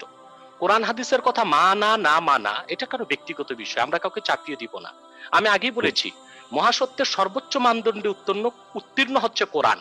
কেউ যদি না বুঝে, মানুষকে আল্লাহ বুঝার মতো ক্ষমতাই বা কতটুকু দিয়েছেন? মানুষ যা কিছু দেখে বুঝে তার পঞ্চ ইন্দ্রিয় দিয়ে। পঞ্চ ইন্দ্রিয় চক্ষু, জাফরুল্লাহ সাহেবের চক্ষুর ক্ষমতাই বা কতটুকু, কানের ক্ষমতা কতটুকু, আমার চোখের ক্ষমতা কতটুকু? আমরা খালি চোখে 21 মাইল দেখতে পাই, আমরা কানে কতটুকু শুনি? আমরা শুনি যেই শব্দের কম্পাঙ্ক সেকেন্ডে 20,000-এর বেশি তা শুনি না, যে শব্দের কম্পাঙ্ক সেকেন্ডে 20-এর কম তাও শুনি না। আমরা এই ক্ষুদ্র পঞ্চেন্দ্রিয় নিয়ে বিজ্ঞান চর্চা করে কোরআন কারিমের কোনো কিছু নিয়ে সন্দেহ করাটা নির্বুদ্ধিতা ছাড়া কিছুই হবে না। আল্লাহ তাআলা যে অর্ধেক দিয়েছেন সম্পদ শুধু পিতার প্রাপ্ত সম্পদে মেয়েকে, সেটা মেয়েকে যেটা দিয়েছেন আল্লাহ তাআলা, এটাই যৌক্তিক, এটাই বৈজ্ঞানিক, সামাজিক, রাজনৈতিক সকল মানদণ্ডে উত্তীর্ণ। কারণ মেয়েকে খরচ করার কোনো নির্দেশ নেই। পুরুষকে আল্লাহ যে সম্পদ ডবল দিয়েছেন তার উপর আল্লাহ ফরজ করে দিয়েছেন। আল্লাহ, আমি শেষ করি, জি জি জি মহোদয়, আমি শেষ করি। আমি আপনার কথা শুনেছি, এখন আমি বলি, আপনি একটু শুনুন। পুরুষকে আল্লাহ দিয়েছেন, ডবল দিয়েছেন একটি খাতে, কিন্তু খরচের দায়িত্ব সমস্ত পুরুষকে দিয়েছেন। মেয়েটি আবার তার স্বামীর ঘরে যাচ্ছে, সেখানে স্বামীর 2 আনা অংশ সে পাচ্ছে, সে তার আত্মীয় স্বজনের অংশ পাচ্ছে। মোটির উপর মেয়েটির সম্পূর্ণ ভরণ পোষণের দায়িত্ব তার স্বামীর, কিন্তু সে যে সম্পদ পেয়েছে তার সবটুকুন তাকে আল্লাহ তাআলা এক্সট্রা দিয়েছেন, এবং সেই সম্পদে স্বামীর কোনো হস্তক্ষেপ চলবে না। সকল বিচার মানদণ্ডে আল্লাহ তাআলা সিদ্ধান্তটাই সবচেয়ে উত্তম এবং সঠিক। বুঝতে না পারা সেটা আমাদের ব্যর্থতা। কয়েকটি প্রশ্ন তিনি করেছেন, সেটা হলো আমাদের হযরত জয়নবের যে বিষয়টি এসেছে। প্রথম প্রশ্ন হচ্ছে পর্দা নাজিল করেছেন সূরা আহজাবে। আল্লাহ তাআলা বলেন ওয়াকারনা ফি বুয়ুতিকুন্না ওয়ালা তাবাররাজনা তাবাররুজাল জাহিলিয়াতিল উলা। এই আয়াতের মাধ্যমে আল্লাহ তাআলা পর্দাকে ফরজ করেছেন। সূরা আহজাব 22 নম্বর পারা 33 নম্বর সূরা, আয়াত নাম্বার হচ্ছে 33, এবং এটা ফরজ করা হয়েছে 3য় হিজরিতে, যা তাফসীর রুহুল মাআনিতে এসেছে। এবং আল্লাহ রাব্বুল আলামিন পর্দার ব্যাপারে আরো বিস্তারিত আলোচনা করেছেন সূরা নূরে 18 পারা 24 নম্বর সূরা, সূরা আন-নূর। আল্লাহ তাআলা 31 নম্বর আয়াতে বলেন ওয়াকুল্লিল মুমিনাতি ইয়াগদুদ্দা মিন আবসারিহিন্না ওয়া ইয়াহফাযনা ফুরুজাহুন্না ওয়া লা ইউবদিনা যিনাতাহুন্না ইল্লা মা যাহারা মিনহা ওয়াল ইয়াদরিবনা বিখুমুরিহিন্না আলা জুয়ুবিহিন্না। এই আয়াতের মাধ্যমে মহিলাগণ কি কি অঙ্গ ঢেকে বাইরে বের হবে, ঘরে না, সেই বিষয়টি আল্লাহ তাআলা ব্যাখ্যা করে দিয়েছেন। এবার আসুন, ডক্টর জাফরুল্লাহ সাহেব বলেছেন হযরত জয়নবের কথা জানতে চেয়েছেন তিনি, এর বেশি কিছু তিনি প্রশ্ন করেননি। মূলত পৃথিবীতে যারা সংশয়বাদী অবিশ্বাসী, তারা ইংরেজদের কিছু বিকৃত ইতিহাসকে পুঁজি করে ইসলামের বিপক্ষে মিসআন্ডারস্ট্যান্ডিং বা তথ্য সন্ত্রাস করছে। আমাদের দেশে অনেক বুদ্ধিজীবী যারা শিক্ষিত হওয়ার পরও সে মিসআন্ডারস্ট্যান্ডিং এর শিকার হয়ে গিয়েছে। যেমন ঐতিহাসিকদের মধ্যে একজন মুনাফিক ছিল, তার নাম ওয়াকেদি। সে কোরআন কারীম ও হাদিসের ক্ষেত্রে যে ব্যাখ্যা দিয়েছে, মুসলিম সমস্ত মুহাদ্দিসগণ তা প্রত্যাখ্যান করেছেন। অনেকেই বলেন ওয়াকিদির সাথে ইহুদি কানেক্টিভিটি ছিল। পরবর্তীতে আধুনিক কালে আব্দুল ফাদি নামে এক ব্যক্তি, যে ছিল খ্রিস্টান, কিন্তু মুসলিম নাম ধারণ করে সে অনেক বই লিখেছে ইসলামের পক্ষে, কিন্তু পক্ষে লিখে সে মধুর সাথে বিষ মিশিয়েছে মুসলমানদের মধ্যে সংশয় এবং সন্দেহ সৃষ্টি করার জন্য। আর ইংরেজ বা পশ্চিমা ঐতিহাসিকরা সবসময় ইসলামের ইতিহাসকে বিকৃত করেছে। আমি কয়েকটা উদাহরণ দিচ্ছি। গণিত শাস্ত্রের জনক জাবির ইবনে হাইয়ান, কিন্তু পশ্চিমা ঐতিহাসিকরা হিংসা ও বিদ্বেষের বশবর্তী হয়ে নামটা বিকৃত করেছে, মিস্টার জিবার নাম দিয়েছে তার, যেন পরবর্তী পৃথিবীর মানুষ না বুঝে যে গণিত শাস্ত্রের জনক একজন মুসলিম।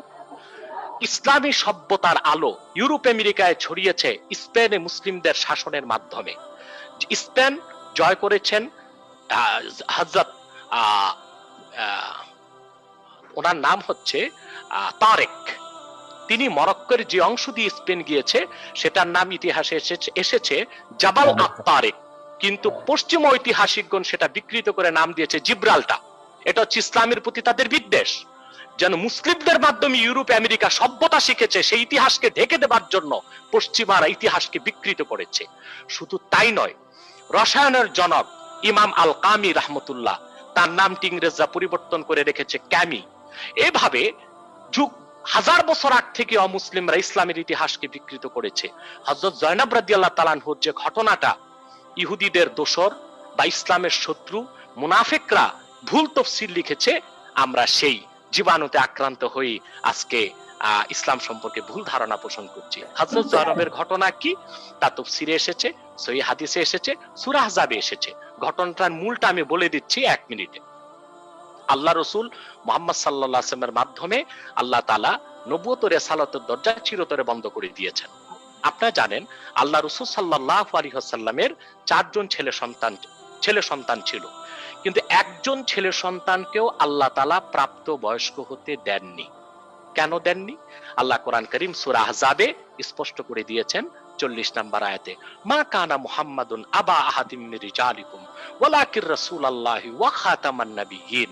মুহাম্মদ সাল্লাল্লাহু আলাইহি সাল্লাম তোমাদের কোনো প্রাপ্তবয়স্ক পুরুষের পিতা নন, বরং তিনি আল্লাহর সর্বশেষ নবী ও রাসূল। ওনার পরে কোনো নবী নেই, ওনার পরে কোনো রাসূল নেই। আল্লাহ স্পষ্ট সূরা আহজাবে কথা বলেছেন। এই আয়াত কেন নাজিল হলো সেটা পড়তে হবে তাফসীরে, তাইলে হযরত জয়নবের ঘটনাটা আমাদের বুঝে আসবে। আমরা জানি যায়েদ ইবনুল হারেসা রাদিয়াল্লাহু তাআলা আনহু রাসূল করিম সাল্লাল্লাহু আলাইহি সাল্লামের গোলাম ছিল। আল্লাহ রাসূল সাল্লাল্লাহু আলাইহি সাল্লাম তাকে আযাদ করে দিয়েছিলেন এবং তাকে ছেলের মতো স্নেহ করতেন। হযরত যায়েদের কাছে হযরত জয়নবের বিয়ে হয়েছিল। হযরত জয়নব ছিলেন কুরাইশ বংশের মেয়ে, উচ্চ বংশের সম্ভ্রান্ত মেয়ে। মোটেও তিনি খুব একটা খুশি ছিলেন না হযরত যায়েদের মতো একজন গোলামের কাছে বিয়ে বসে। কিন্তু রাসূল করিম সাল্লাল্লাহু আলাইহি সাল্লাম ইসলামে কোনো শ্রেণীবিন্যাস নেই, কোনো ক্লাসিফিকেশন নেই, কোনো সাদা নাই কালো নেই, কোনো বংশমর্যাদার মূল্য নেই। তার জন্য কুরাইশ বংশের মেয়ে হযরত জয়নবকে হযরত যায়েদকে কুরাইশরা মনে করত আল্লাহ রাসূলের ছেলে। আল্লাহ রাসূল সাল্লাল্লাহু আলাইহি সাল্লামের ঔরসজাত প্রত্যেক ছেলে সন্তানকে আল্লাহ তাআলা তুলে নিয়েছেন একটি কথা, যে আমার নবী মুহাম্মদ সাল্লাল্লাহু আলাইহি ওয়াসাল্লাম শেষ নবী। এই আয়াতের ব্যাখ্যায় ইবনে আব্বাস রাদিয়াল্লাহু তাআলা আনহুমা ব্যাখ্যা করেছেন, রাসূলুল্লাহর চাচাতো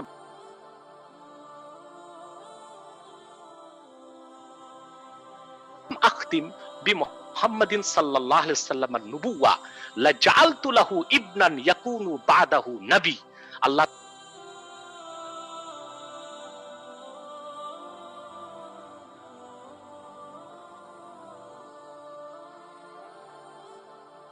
তাহলে আমি মুহাম্মদ সাল্লাল্লাহু আলাইহি ওয়াসাল্লামের একজন ছেলে সন্তানকে জীবিত রাখতাম, যাকে আমি মুহাম্মদ সাল্লাল্লাহু আলাইহি ওয়াসাল্লামের পরে নবী বানাতাম।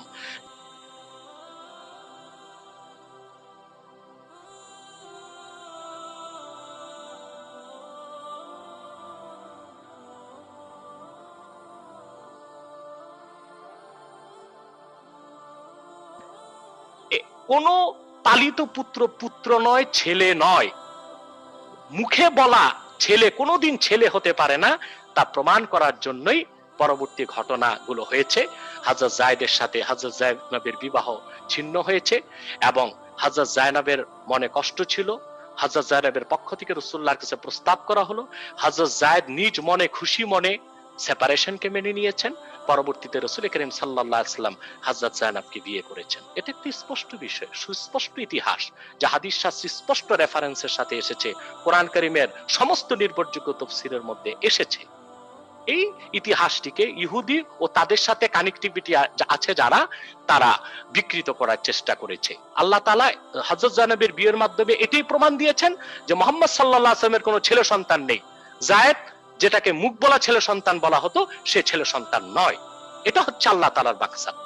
তারপর আমাদের সম্মানিত গণস্বাস্থ্যের পরিচালক ডক্টর জাফর সাহেব বলেছেন মায়েশা রাদিয়াল্লাহু তাআলা আনহার কথা। এখানেও ইতিহাস বিকৃত হয়েছে। মায়েশা রাদিয়াল্লাহু তাআলা আনহা যুদ্ধের নেতৃত্ব দেননি। খোলাফায়ে রাশিদিনের ক্ষেত্রে কি হয়েছে, ইতিহাস কি বলে? আমরা কাদের ইতিহাস পড়ি? মিস্টার হিট্রির ইতিহাস পড়ি। মিস্টার হিট্রি ছিল ইংরেজ, তার ইতিহাস পড়বো কেন? আমরা কার্লাইল এবং বার্নার্ড শোর ইতিহাস পড়বো কেন? আমার কাছে ইতিহাস আছে ইসলামের ইতিহাস, আল বেদায়া ওয়ান নেহায়া, যেটা ইবনে কাসির লিখেছেন। তারিখে দামেস্ক 80 খণ্ডে লেখা ইতিহাস, ইবনে আসাকিরের ইতিহাস, ইবনে খুলদুন সমাজ বিজ্ঞানের জনক যাকে বলা হয়, ওয়াফিয়াতুল আয়ানের লেখক। এই ইতিহাসগুলো পড়তে হবে খোলাফায়ে রাশিদিনের সঠিক ইতিহাস জানার জন্য। খোলাফায়ে রাশিদিনের সময় আবু বকর রাদিয়াল্লাহু তাআলা আনহু ওনার স্বাভাবিক মৃত্যু হয়েছে। 2 বছর 6 মাস খেলাফতের দায়িত্ব পালন করার পর তিনি জান্নাতবাসী হয়েছেন। হযরত ওমর রাদিয়াল্লাহু তাআলা আনহু ওনার মৃত্যুর কারণ কি ছিল? সেটা কোনো খেলাফত নিয়ে কোন্দল ছিল না, কোনো ব্যক্তি সংঘাত ছিল না। একজন অগ্নি পূজারীর বিচার করেছিলেন হযরত ওমর রাদিয়াল্লাহু তাআলা আনহু। মুগীরা ইবনে শুবা রাদিয়াল্লাহু তাআলা আনহুর গোলামির বিচার করেছিলেন। বিচারে হেরে যে অগ্নি পূজারী পারস্যবাসী, সে ফজর নামাজ পড়া অবস্থায় হযরত ওমরকে খঞ্জরের আঘাতে শহীদ করেছিল। সেটা খোলাফায়ে রাশিদিনের কোনো দ্বন্দ্ব ছিল না, খেলাফতের কোনো দ্বন্দ্ব ছিল না। হযরত ওমরকে হত্যাকারীকে ধরতে যে মসজিদ নববীতে 7 জন সাহাবী আততায়ীর হাতে নিহত হয়েছিল। পরবর্তীতে ক্ষমতায় খেলাফতের দায়িত্ব নিয়েছেন হযরত ওসমান রাদিয়াল্লাহু তাআলা আনহু। তিনি দায়িত্ব নেওয়ার পর হযরত ওমরের যুগে এক ইহুদি নেতা মুসলমান হয়েছিল, তার নাম হচ্ছে আব্দুল্লাহ বিন সাবা। মূলত সে ছিল মুনাফিক, অর্থাৎ বাহ্যিক মুসলমান হয়েছিল, মূলত সে মুসলিম হয়নি। পরবর্তীতে সিনাই উপত্যকা, মিশরের সিনাই উপত্যকাতে যে আব্দুল্লাহ বিন সাবা একটি ইহুদিদের নিয়ে দল গঠন করেছিল, যাকে ইতিহাসে বলা হয়েছে সাবাই চক্র। এই সাবাই চক্র মদিনা মুনাওয়ারাতে তাদের তৎকালীন বিভিন্ন গোয়েন্দা দালাল, তাদের দোসরদের মাধ্যমে হযরত ওসমান রাদিয়াল্লাহু তাআলা আনহুর বিরুদ্ধে একটি ভুল ধারণা আরবে সৃষ্টি করেছিল, বিশেষ করে আরবের মূল মদিনাতুল মুনাওয়ারাতে। তখন কিছু মুসলমান বিদ্রোহের কারণে হযরত ওসমান রাদিয়াল্লাহু তাআলা আনহুর বিরোধিতা করেছিল। হযরত ওসমান রাদিয়াল্লাহু তাআলা আনহুর বাড়ি 22 দিন ঘেরাও করে রাখা হয়েছিল। কি মুসলমানের কি দাবি ছিল? আব্দুল্লাহ বিন সাবা, ইহুদি সাবাই চক্র এটাই প্রচার করেছিল মুসলমানদের কাছে যে হযরত ওসমান রাদিয়াল্লাহু তাআলা আনহু সঠিকভাবে খেলাফতের দায়িত্ব পালন করছেন না। মুসলমানরা তখন জবাবদিহিতার জন্য হযরত ওসমানের অপসারণ চেয়েছিল, হযরত ওসমানকে অবরুদ্ধ করেছিল। হযরত আলী রাদিয়াল্লাহু তাআলা ওনার 2 সন্তান হাসান হোসেনকে তরবারি দিয়ে হযরত ওসমানের দরজায় দাঁড় করিয়ে দিয়েছিলেন, তোমাদের জীবন থাকতে যেন হযরত ওসমানের কোনো ক্ষতি না হয়। পিছন দিক থেকে বিদ্রোহীরা এসে হযরত ওসমানকে শহীদ করেছিল। হযরত ওসমানের শাহাদাতকে কেন্দ্র করে হযরত আলী এবং দামেস্কের শাসক হযরত মুয়াবিয়ার সংঘাত শুরু হয়েছিল। হযরত মুয়াবিয়া রাদিয়াল্লাহু তাআলা আনহু মিস আন্ডারস্ট্যান্ডিং ছিল, তার ভুল বুঝাবুঝি ছিল। সাবাই চক্র এখন যেমন ইহুদিরা সারা পৃথিবীতে ইসলামের বিরুদ্ধে ইসলাম ফোবিয়া ছড়াচ্ছে, মিস আন্ডারস্ট্যান্ডিং করছে, সকল চ্যানেল তো তাদের হাতে। তাদের যে পূর্বপুরুষ ছিল আব্দুল্লাহ বিন সাবা, আব্দুল্লাহ বিন উবাই, তারাও ছিল এরকম কুচক্রী। তারা মিথ্যাটা বারবার বলতো যেন মানুষের মধ্যে বিভ্রান্তি সৃষ্টি হয়। তো মদিনা মুনাওয়ারা থেকে দামেস্কের দূরত্ব ছিল 15 দিনের। সাবাই চক্র সেখানেও যে হযরত মুয়াবিয়াকে ভুল বুঝিয়েছিল যে হযরত ওসমান রাদিয়াল্লাহু তাআলা আনহুর মৃত্যুর বিচার হযরত আলী কেন করছেন না, হযরত আলী কেন করেননি। ইতিহাস তার প্রমাণ দিয়েছে যে হযরত আলী রাদিয়াল্লাহু তাআলা আনহু মুসলিম খেলাফতের মধ্যে যে উত্তেজনা বিরাজ করছিল, যে ফিতনা ছিল, তিনি তা দমনের পর হযরত ওসমানের বিচার, যারা হত্যার সাথে জড়িত তাদের বিচারের কথা বলেছিলেন। কিন্তু ভুল বুঝার কারণে হযরত মুয়াবিয়ার সাথে হযরত ওসমান আলী রাদিয়াল্লাহু তাআলা আনহুর যুদ্ধ হয়েছে। আম্মাজান হযরত আয়েশা রাদিয়াল্লাহু তাআলা আনহা তখন পক্ষ নিয়েছিলেন হযরত ওসমান রাদিয়াল্লাহু তাআলা আনহু, পক্ষ নিয়েছিলেন হযরত মুয়াবিয়ার। কিন্তু হযরত আলী রাদিয়াল্লাহু তাআলা আনহু হযরত আয়েশা রাদিয়াল্লাহু তাআলা আনহার সাথে কোনো দুর্ব্যবহার করেননি, বরং আব্দুল্লাহ বিন আব্বাসকে পাঠিয়ে আম্মাজান হযরত আয়েশাকে পুরো ব্যাখ্যা দেওয়ার পর আয়েশা রাদিয়াল্লাহু তাআলা আনহা তিনি মদিনা মুনাওয়ারাতে ফিরে এসেছিলেন এবং হযরত আয়েশা রাদিয়াল্লাহু তাআলা আনহার নিরাপত্তার জন্য হযরত আলী 250 সাহাবীকে সঙ্গে দিয়েছিলেন, যেন সসম্মানে হযরত আয়েশা রাদিয়াল্লাহু তাআলা আনহাকে মদিনাতুল মুনাওয়ারাতে পৌঁছিয়ে দেওয়া হয়। আম্মা জান আয়েশা রাদিয়াল্লাহু তাআলা আনহা সেখানে যুদ্ধে নেতৃত্ব দেননি, বরং তিনি সমর্থন জ্ঞাপন করার জন্য গিয়েছিলেন। সেটা নারী নেতৃত্বকে সাব্যস্ত করে না। দ্বিতীয় নারী নেতৃত্বকে তিনি যে প্রমাণ করতে চাচ্ছেন, আল্লাহ রাসূল সাল্লাল্লাহু আলাইহি ওয়াসাল্লাম কি বলেছেন নারী নেতৃত্বের ক্ষেত্রে, সেটা তো আমাদের বুঝে থাকা দরকার। আল্লাহ রাসূল সাল্লাল্লাহু আলাইহি ওয়াসাল্লাম নারী নেতৃত্বের ক্ষেত্রে কুফলতার কথা বলেছেন। কুফলতা অর্থাৎ পুরুষ নেতৃত্বে যে সফলতা আসবে, নারী নেতৃত্বে সেই সফলতা আসতে পারে না, সেটা হাদিসের অর্থ, যেটা আবু দাউদের মধ্যে এসেছে। রাসূল করিম সাল্লাল্লাহু আলাইহি ওয়াসাল্লাম ইরশাদ করেছেন, লা ইউফলিহা কওমুন ওয়াল্লাউ আমরাহুম ইমরাতান, যে জাতি তাদের শাসন ব্যবস্থার দায়িত্ব, রাষ্ট্র পরিচালনার দায়িত্ব নারীকে দিবে, সেই জাতি পুরোপুরি সফলতা কখনো লাভ করবে না। আল্লাহ রসুলের এই হাদিসের বাস্তবতা দেখতে হলে আমেরিকাকে দেখেন। আমেরিকাতে ডেমোক্রেসি, গণতন্ত্রের বয়স 240 বছর পার হয়েছে। মিস্টার জো বাইডেন 46তম প্রেসিডেন্ট। যেই আমেরিকা সারা দুনিয়ায় নারীবাদী আন্দোলন করছে, নারী পুরুষের সমান অধিকার চাচ্ছে, 240 বছরের ইতিহাসে আমেরিকা একজন নারীকে প্রেসিডেন্ট কেন বানালো না? 46 জন প্রেসিডেন্টকে ক্ষমতায় বসিয়েছে, সব পুরুষকে। কারণ তারা মনে প্রাণে জানে মুহাম্মদ সাল্লাল্লাহু আলাইহি সাল্লাম 1500 বছর আগে যা বলেছেন তা মহাসত্য। সেজন্য তারা গোপনে হলেও আল্লাহ রসুলের রাজনৈতিক আদর্শকে রাষ্ট্রীয়ভাবে গ্রহণ করেছে। কোন নারীকে আমেরিকাতে প্রেসিডেন্ট হতে দেয়নি 240 বছরের ইতিহাসে।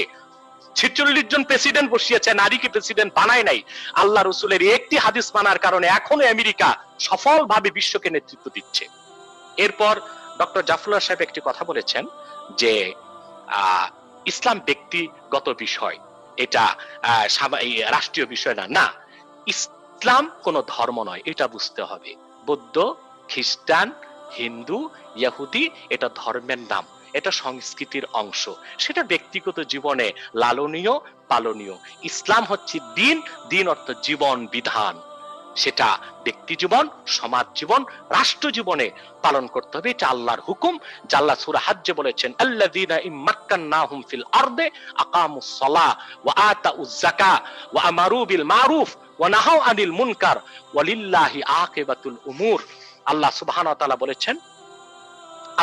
তাআলা বলেছেন, যদি আমি মুহাম্মদ সাল্লাল্লাহু আলাইহি সাল্লামের ঈমানদার উম্মতকে, যদি আমি মুহাম্মদ সাল্লাল্লাহু আলাইহি সাল্লামের ঈমানদার উম্মতকে রাষ্ট্র ক্ষমতার মালিক বানাই, রাষ্ট্রীয়ভাবে তারা নামাজ কায়েম করবে, যাকাত আদায় করবে, সৎ কাজে আদেশ করবে, অসৎ কাজে বাধা দিবে। সাগর, আপনি একটি প্রশ্ন করেছিলেন যে হিন্দু, বৌদ্ধ, ইহুদি, খ্রিস্টান তারাও তো আল্লাহর সৃষ্টি দিচ্ছে। আমি কোনো প্রশ্নের উত্তর বাদ রাখি না আল্লাহর রহমতে। আমি তো জাফরুল্লাহ স্যার তো আমাকে দাওয়াত করেছেন তার বাড়িতে, আমি তো সময় পাচ্ছি না যেতে। আমি তো চা খেতে যাবো ওনার বাসায়, আর আমি দরবার শরীফে আনবো ওনাকে চা খাওয়ার জন্য, আরো কিছু অনেক কিছু খাওয়ার জন্য ইনশাআল্লাহ। আমরা প্রতিটি মানুষের কল্যাণ চাই। রাসূল করিম সাল্লাল্লাহু আলাইহি ওয়াসাল্লাম বলেছেন, মুসলমান শুধু মুসলমানের জন্য নয়, একমাত্র মুসলমান অসাম্প্রদায়িক, আর সব ধর্মের লোক সাম্প্রদায়িক। মুসলমানকে আল্লাহ বলেছেন, কুনতুম খায়রা উম্মাতিন উখরিজাত লিন-নাস, উম্মতে মুহাম্মাদি তোমরা সর্বশ্রেষ্ঠ জাতি, তোমাদেরকে বের করা হয়েছে গোটা মানব জাতির কল্যাণে। অতএব ইসলামটা শুধু মুসলমানের জন্য না, শুধু ব্যক্তি জীবনের জন্য না, সারা পৃথিবীর জন্য, সারা দুনিয়ার জন্য। তাহলে আপনারা অন্য জাতিদের জন্য দোয়া করেন না কেন, বা অমুসলিমদের জন্য আপনাদের? বলছি সাগর, যদি বলেন, এরপর আমি আরেকটা প্রশ্ন নিব। শর্টকাট বলছি। আমাদের জাফরুল্লাহ স্যার সহ যত বুদ্ধিজীবী বাংলাদেশে আছেন, যারা দেশের কল্যাণ চান, জাতির কল্যাণ চান, তাদেরকে একবার নয় হাজারবার কোরআন হাদিস বুঝাতে আমরা প্রস্তুত আছি। প্রয়োজনে আমরা 10টা, আমাদের মাহফিলগুলো মানুষ নিয়ে যায় 2 বছর আগে ডেট করে, তারপর আমাদেরকে যেতে হয়। ওনাদের মতো বুদ্ধিজীবীদেরকে কোরআন হাদিস বোঝানোর জন্য আমরা 10টি মাহফিল বাদ দিয়ে দিব, কারণ ওনারা বাংলাদেশের মাথা, ওনারা ঠিক, বাংলাদেশ ঠিক। আমি যেটা বলছি যে আমরা অমুসলিমদের জন্য দোয়া করি, কে বলেছে দোয়া করি না? আমরা প্রত্যেক দোয়াতে বলি, আল্লাহ পৃথিবীর সকল মানুষের জন্য ইসলামের দরজাকে উন্মুক্ত করে দাও, পৃথিবীর প্রতিটি মানুষকে হেদায়েত করে। দোয়া তো আমরা করি না, কে বলেছে? এখন প্রশ্ন হলো, আল্লাহ তো সবার রব, সবার স্রষ্টা, কিন্তু অমুসলিমরা জাহান্নামে যাবে কেন? এটা সংক্ষেপে উত্তর দিচ্ছি। আমরা যখন এসএসসি পাস করেছি, এটা 94-95 এর সময়ের কথাই বলছি, তখন আমাদের কম্পালসারি সাবজেক্ট ছিল ম্যাথ, বাংলা সাহিত্য, ইংরেজি, এগুলো ছিল। আরেকটা ছিল অপশনাল সাবজেক্ট। বাংলাদেশে তখন কম্পিউটার মাত্র এসেছে, কম্পিউটার সায়েন্স নামে একটা বই পড়তাম আমরা, 250-300 পৃষ্ঠা। এটাতে যারা ফেল করেছে এই সাবজেক্টে, তাদের সবাইকে টেস্টে অ্যালাউ করা হয়েছে এবং তারা এসএসসি পরীক্ষা আমাদের সাথে দিয়েছে। কিন্তু এসএসসি পরীক্ষায় যারা এই কম্পালসারিতে ফেল করেছিল অপশনালে, তাদেরকেও প্রমোশন দিয়ে দেওয়া হয়েছে। কিন্তু আমাদের সাথে যারা ম্যাথে, ইংরেজিতে ফেল করেছিল, তারা ইন্টারমিডিয়েটে ভর্তি হতে পারে নাই, তারা প্রমোশন পায়নি। আসলে প্রত্যেকটা মানুষ আল্লাহর বান্দা, আর পৃথিবীটা পরীক্ষার একটা জায়গা। আল্লাহ দুটো সাবজেক্ট রেখেছেন, ওই দুই সাবজেক্টে পাশ করলে জান্নাত যাওয়া যাবে। সে যেই কোনো লোক হোক, যেই কোনো বংশের হোক, গোত্রের হোক, বর্ণের হোক, দুটো সাবজেক্টে তাকে পাশ করতে হবে। একটি হচ্ছে ঈমান, আর একটি হচ্ছে আমল। আল্লাহ বলেছেন ইল্লাল্লাযীনা আমানু ওয়া আমিলুস সালিহাত, যারা ঈমান আনয়ন করবে, নেক আমল করবে, আল্লাহ তাদেরকে জান্নাত দিবেন, সে যে কোনো বংশের হোক, গোত্রের হোক। আর যদি এই সাবজেক্টে ফেল হয়ে যায়, তাহলে জি সে জান্নাতে যেতে পারবে না। জি, আমরা এই ব্যাপারে ক্লিয়ার হয়েছি স্যার। আপনি জি স্যার, আপনি আনমিউট করবেন। জি, আল্লাহ রাসূল সাল্লাল্লাহু আলাইহি ওয়াসাল্লামের হাদিস আছে, গাফরুল্লাহ স্যার একটু আনমিউট করবেন। আল্লাহ রাসূল সাল্লাল্লাহু আলাইহি ওয়াসাল্লাম ইরশাদ করেছেন, কুল্লু মাউলুদিন ইউলাদু আলাল ফিতরা ফাআবাওয়াহু ইউহাউইদানিহি আও ইউনাসসিরানিহি আও ইউমাজ্জিসানিহি। প্রতিটি মানুষ, কি মুসলিম, কি হিন্দু, কি বৌদ্ধ, কি খ্রিস্টান, জন্মনে মুসলিম হিসেবে। আল্লাহ কারোর সাথে বেইনসাফ করেন না, তার জন্মটা মুসলিম হিসেবে হয়। তার পিতা মাতা হয় তাকে ইহুদি বানায়, না খ্রিস্টান বানায়, না অগ্নি পূজারী বানায়। কিন্তু পৃথিবীতে আল্লাহ তাআলা গাইডলাইন দিয়েছেন কোরআন। আল্লাহ কোরআনে বলেছেন ইন্না খালাকনাল ইনসানা মিন নুতফাতিন আমশাজ, আমি বিস্তৃত বীর্য থেকে মানুষকে তৈরি করেছি। তারপর আল্লাহ বলেন আমি মানুষকে হেদায়েত করেছি, হয় সে হেদায়েতকে গ্রহণ করবে কিংবা গ্রহণ করবে না। সুন্দর সুন্দর সুন্দর, আমরা খুব সুন্দরভাবে এটার উত্তরটা জেনেছি স্যার। আপনার লাস্ট 2 মিনিট যে আপনি যদি একটু স্যার বলেন, হাজরে আসওয়াদ সম্পর্কে আপনি একটু মন্তব্য করেছিলেন, যে বিষয়টা আমরা যেহেতু খুবই ওইটা নিয়ে এখন সময় নেই। আমি দুটা ছোট প্রশ্নের উত্তর জানতে চাই। জি, আমাদের এখানে সম্প্রতি 2 বিচারক বলেছেন যে মেয়েরা নিকাহ রেজিস্টার হতে পারবে না, কারণ ওনাদের মাসিক হয়। এই ব্যাপারে ধর্মের বিধান কি? ম্যারিজ রেজিস্টার হতে পারবে না আমাদের মহিলারা, এমনকি লেখাপড়া আলেম পাশ করেও না। এই ব্যাপারে আপনার মতামতটা কি? আর দ্বিতীয়তটা আমি যেটা জানতে চাই হলো, রাসূলুল্লাহর স্ত্রীদের কি পুনর্বিবাহ অ্যালাউড আছে কি নাই? আচ্ছা, এই দুটো উত্তর দিচ্ছি। সাগর, আপনি ওপেন করেন। প্রথম, বিচারকরা বাংলাদেশে যে রায় দিয়েছেন মহিলারা ম্যারিজ রেজিস্টার হতে পারবে না, না, ম্যারিজ রেজিস্টার হবার জন্য ঋতু হওয়া না হওয়ার কোনো বিষয় না। মহিলারা যদি অন্য চাকরি বাকরি পেতে পারে, ম্যারিজ রেজিস্ট্রারির চাকরিও পেতে পারবে, এতে তেমন কোনো সমস্যা নেই। কিন্তু সামাজিক প্রতিবন্ধকতা সৃষ্টি হতে পারে, সেটা একটা ভিন্ন বিষয়। কারণ মহিলারা সব জায়গায় যেতে পারবে না, বিয়ে রাতে হয় দিনে হয়। ম্যারিজ রেজিস্টার হলে তো তাকে রাতও দৌড়িয়ে দৌড়িয়ে যেতে হবে মানুষের বাড়িতে। সে তো দারোগা পুলিশ হইতে পারবে, বিমানিক হতে পারবে, আর ম্যারিজ রেজিস্টার হতে পারবে না। এটা কোনো যুক্তির কথা হলো? না, আমি নিষেধ করছি না, আমি নিষেধ করছি না। একটা হচ্ছে অনুমোদন, আরেকটা হচ্ছে নির্দেশ, আরেকটা হচ্ছে উৎসাহ। অনুমোদন সব এক জিনিস না। দ্বিতীয় রাইট, দ্বিতীয় যে প্রশ্ন করেছেন আল্লাহ রাসূলের স্ত্রীদের ব্যাপারে, আল্লাহ রাসূলের স্ত্রীদের ব্যাপারে, না, কেন হবে না? পুনর্বিবাহ মানে ১৫০০ বছর আগে আল্লাহ রাসূল নূর নবী মুহাম্মদ সাল্লাল্লাহু আলাইহি সাল্লামের আল্লাহর কাছে চলে যাওয়ার পরে আম্মাজান যারা স্ত্রী ছিলেন ওনাদেরকে বিয়ে করা আল্লাহ হারাম করে দিয়েছিলেন। কারণ আল্লাহ কোরআনে বলেছেন আন-নাবিয়্যু আল্লাহ বলেছেন আন-নাবিয়্যু আওলা বিল মুমিনিনা মিন আনফুসিহিম ওয়া আজওয়াজুহু উম্মাহাতুল লাহুম। মুহাম্মদ সাল্লাল্লাহু আলাইহি সাল্লাম তোমাদের নিকট তোমাদের জীবনের চেয়ে অধিক প্রিয়, আর ওনার স্ত্রীগণ তোমাদের মা। অতএব সন্তানরা মাকে বিয়ে করতে পারেন, আল্লাহ নিষেধ করে দিয়েছেন, হারাম করে দিয়েছিলেন। এই জন্য কোন সাহাবী বিয়ের চিন্তাও করেননি, মা হিসেবে শ্রদ্ধা করেছেন। এটা হতে পারে কিনা রাসূলুল্লাহ এত বড় প্রেমিক ছিলেন যে তার স্ত্রীরা অন্য কাউকে বিয়ে করুক, এটা উনি মেনে নিতে পারেন নাই, তাই খোদার কাছে চেয়ে এই জাতীয় সূরা অবতীর্ণ করেছেন। কি আবার একটু কথাটা শুনতে চাই। আমি জানতে চাই, আমার কাছে আশ্চর্য মনে হয় ওরা প্রত্যেকটা বৈজ্ঞানিক ভাবে সূরাগুলি আছে, কিন্তু এই রাসূলুল্লাহর স্ত্রীকে যে পুনর্বিবাহ হতে পারবে না, তারা হঠাৎ আম্মাজান হয়ে যাবেন ওনার স্ত্রী, এটা কেমন কথা? দেখ, আমি আর এটা বলি আমি বলছি আপনাকে আপনার এই প্রশ্ন উত্তর দিচ্ছি। আমি বুঝতে পেরেছি যে পুরো ৩০ পারা কোরআনের প্রতি আপনার বিশ্বাস নেই, আপনার রোগটা এখানে। আমি আপনাকে বলে দিচ্ছি, কোরআনের শুরু থেকে শেষ, বিসমিল্লাহর বা থেকে মিনাল জিন্নাতি ওয়ান নাসের সিন পর্যন্ত প্রতিটি বাক্যের প্রতিটি শব্দ আল্লাহর কাছ থেকে এসেছে, মুহাম্মদ সাল্লাল্লাহু আলাইহি ওয়াসাল্লাম চেয়ে কিছু নেননি। আমি তার প্রমাণ দিচ্ছি আপনাকে। আপনি বলুন তো, আল্লাহ রসুল মোহাম্মদ সাল্লাল্লাহু আলাইহি ওয়াসাল্লাম স্ত্রীগণের মধ্যে সবচেয়ে বেশি প্রাধান্য দিয়েছেন হযরত খাদিজাকে। কোরআনের কোথাও কি হযরত খাদিজার নাম এসেছে? আমি তো মনে করি হযরত আয়েশা, না, আমি মনে করি, আমি ভুল তো আপনার ধারণা। না, আয়েশা না, খাদিজাকে। খাদিজা ওনার রাসূল করিম সাল্লাল্লাহু আলাইহি সাল্লাম হযরত আয়েশাকে প্রাধান্য দিয়েছেন, ছিলেন। কিন্তু 30 পারা কোরআনের কোথাও মা আয়েশার নামটা কেন আসে নাই? যদি আল্লাহ রসুল ওনার মন মতো আয়াত নাজিল করাতেন আল্লাহর কাছ থেকে, তাহলে অসংখ্যবার আয়েশার নাম আসতো, খাদিজার নাম আসতো। কোরআনে এসেছে ঈসার মা মরিয়মের নাম, আয়েশার নাম আসে নাই, খাদিজার নাম আসে নাই। শুধু কি তাই? শুধু কি তাই?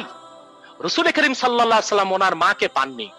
কোরআনের কোথাও কি আমিনা নামে সূরা এসেছে? আমিনার নাম এসেছে, মা আমিনার নাম, কিন্তু মারিয়ামের নামে সূরা এসেছে। তাহলে বোঝা যায় কোরআন আল্লাহ রসুলের তৈরি করা নয়। আর আল্লাহ রসুল যা চাইতেন তা কোরআন হয়নি। মহান আল্লাহ তাআলা যা চেয়েছেন নাজিল করেছেন সেটাই কোরআন হয়েছে। অথবা আপনার কথাটা আপনাকে প্রত্যাহার করা উচিত এবং আল্লাহর কাছে তওবা করা উচিত। মুহাম্মদ সাল্লাল্লাহু আলাইহি সাল্লাম উনি যা চেয়েছেন সেটা আল্লাহর কাছ থেকে চেয়ে কোরআন বানাননি, বরং আল্লাহ নাজিল করেছেন। আর নবী ওয়া আওলা বিল মুমিনিনা মিন আনফুসিহিম ওয়া আজওয়াজুহু উম্মাহাতুল লাহুম। মুহাম্মদ সাল্লাল্লাহু আলাইহি ওয়াসাল্লাম তোমাদের জীবনের চেয়ে অধিক প্রিয় এবং মুহাম্মদ সাল্লাল্লাহু আলাইহি ওয়াসাল্লামের স্ত্রীগণ তোমাদের মা। এটা আল্লাহর নির্দেশ, আল্লাহর বিধান। এটা কোন সূরা? এটা তারই সূরা আহজাব, সূরা আহজাব 6 নাম্বার আয়াত। ঠিক আছে, আপনাকে অনেক ধন্যবাদ, অনেক কিছু জানতে পারলাম। জি স্যার, আপনি যে আপনার আর কোনো কথা যদি থাকে তো আমরা বলতে পারি, আদারওয়াইজ আমরা এখানে শেষ করব। তবে এই পর্যন্ত অনুষ্ঠানটি 45,000 মানুষ দেখছে। 44 সাগর, আমি ডক্টর জাফরুল্লাহ মহোদয়ের উদ্দেশ্যে বলবো যে আপনাকে একটু বলবো, আপনি জ্ঞানী মানুষ, আপনি বিচক্ষণ, আপনি প্রজ্ঞাবান। আমি শেষ করছি। আপনি জ্ঞানী মানুষ, আপনি জ্ঞানী মানুষ, আপনি প্রজ্ঞাবান। আমি চাই আল্লাহ আপনাকে পূর্ণ হেদায়েত করুন। কোরআন কারীম পুরাটাই বিশ্বাস করতে হবে, মুহাম্মদ সাল্লাল্লাহু আলাইহি সাল্লামের সব হাদিসকে বিশ্বাস করতে হবে। একটি ফুটন্ত গোলাপ, জি না, ওই যে আপনি আম্মাজানদের ব্যাপারে আয়াতটা নিয়ে একটু সন্দেহ পোষণ করেছেন, জানতে চাওয়া আর কি, রাইট, শেষ করছি। একটি ফুটন্ত গোলাপ দেখলে বোঝা যায় এটা গোলাপ, মধ্যাহ্নের দিবাকর সূর্য দেখলে বোঝা যায় এটা সূর্য। আল্লাহর কোরআন উন্মুক্ত মনে পড়ুন, আপনি বুঝতে পারবেন এটা আল্লাহর কালাম। নূর নবী মুহাম্মদ সাল্লাল্লাহু আলাইহি ওয়াসাল্লামের উপর অবতীর্ণ কিতাব কোরআন, যা আল্লাহর শ্রেষ্ঠ কুদরত, মুহাম্মদ সাল্লাল্লাহু আলাইহি ওয়াসাল্লামের শ্রেষ্ঠ মুজিজা। অতএব সেই কোরআনের কিছু বুঝতে যদি আমাদের সমস্যা হয়, বুঝতে হবে আমাদের বুঝের সমস্যা, সেটা কোরআন হাদিসের সমস্যা নয়। আমি মহান আল্লাহর কাছে আপনার কল্যাণ কামনা করছি, আপনার হেদায়েত কামনা করছি। জি দর্শক সবাইকে অনেক অনেক ধন্যবাদ। মুক্ত মন কামনা করছি আপনার। দীর্ঘ মুহূর্তে 45,000 পিপল দেখছেন আমার ইউটিউব এবং আমার ফেসবুক পেজের মধ্যে আপনারা দেখছেন। সবাইকে অশেষ ধন্যবাদ জানাচ্ছি। প্রতি মাসে হুজুর, আমিও সাগর, আমিও আল্লাহর কাছে উন্মুক্ত মন চাই। আর ডক্টর জাফরুল্লাহ সাহেবের জন্য বলবো, এই যে সিনা যা দেখতেছেন আমার 40 ইঞ্চির বেশি, পুরাটাই মন, আপনাদের জন্য এটা উন্মুক্ত আছে।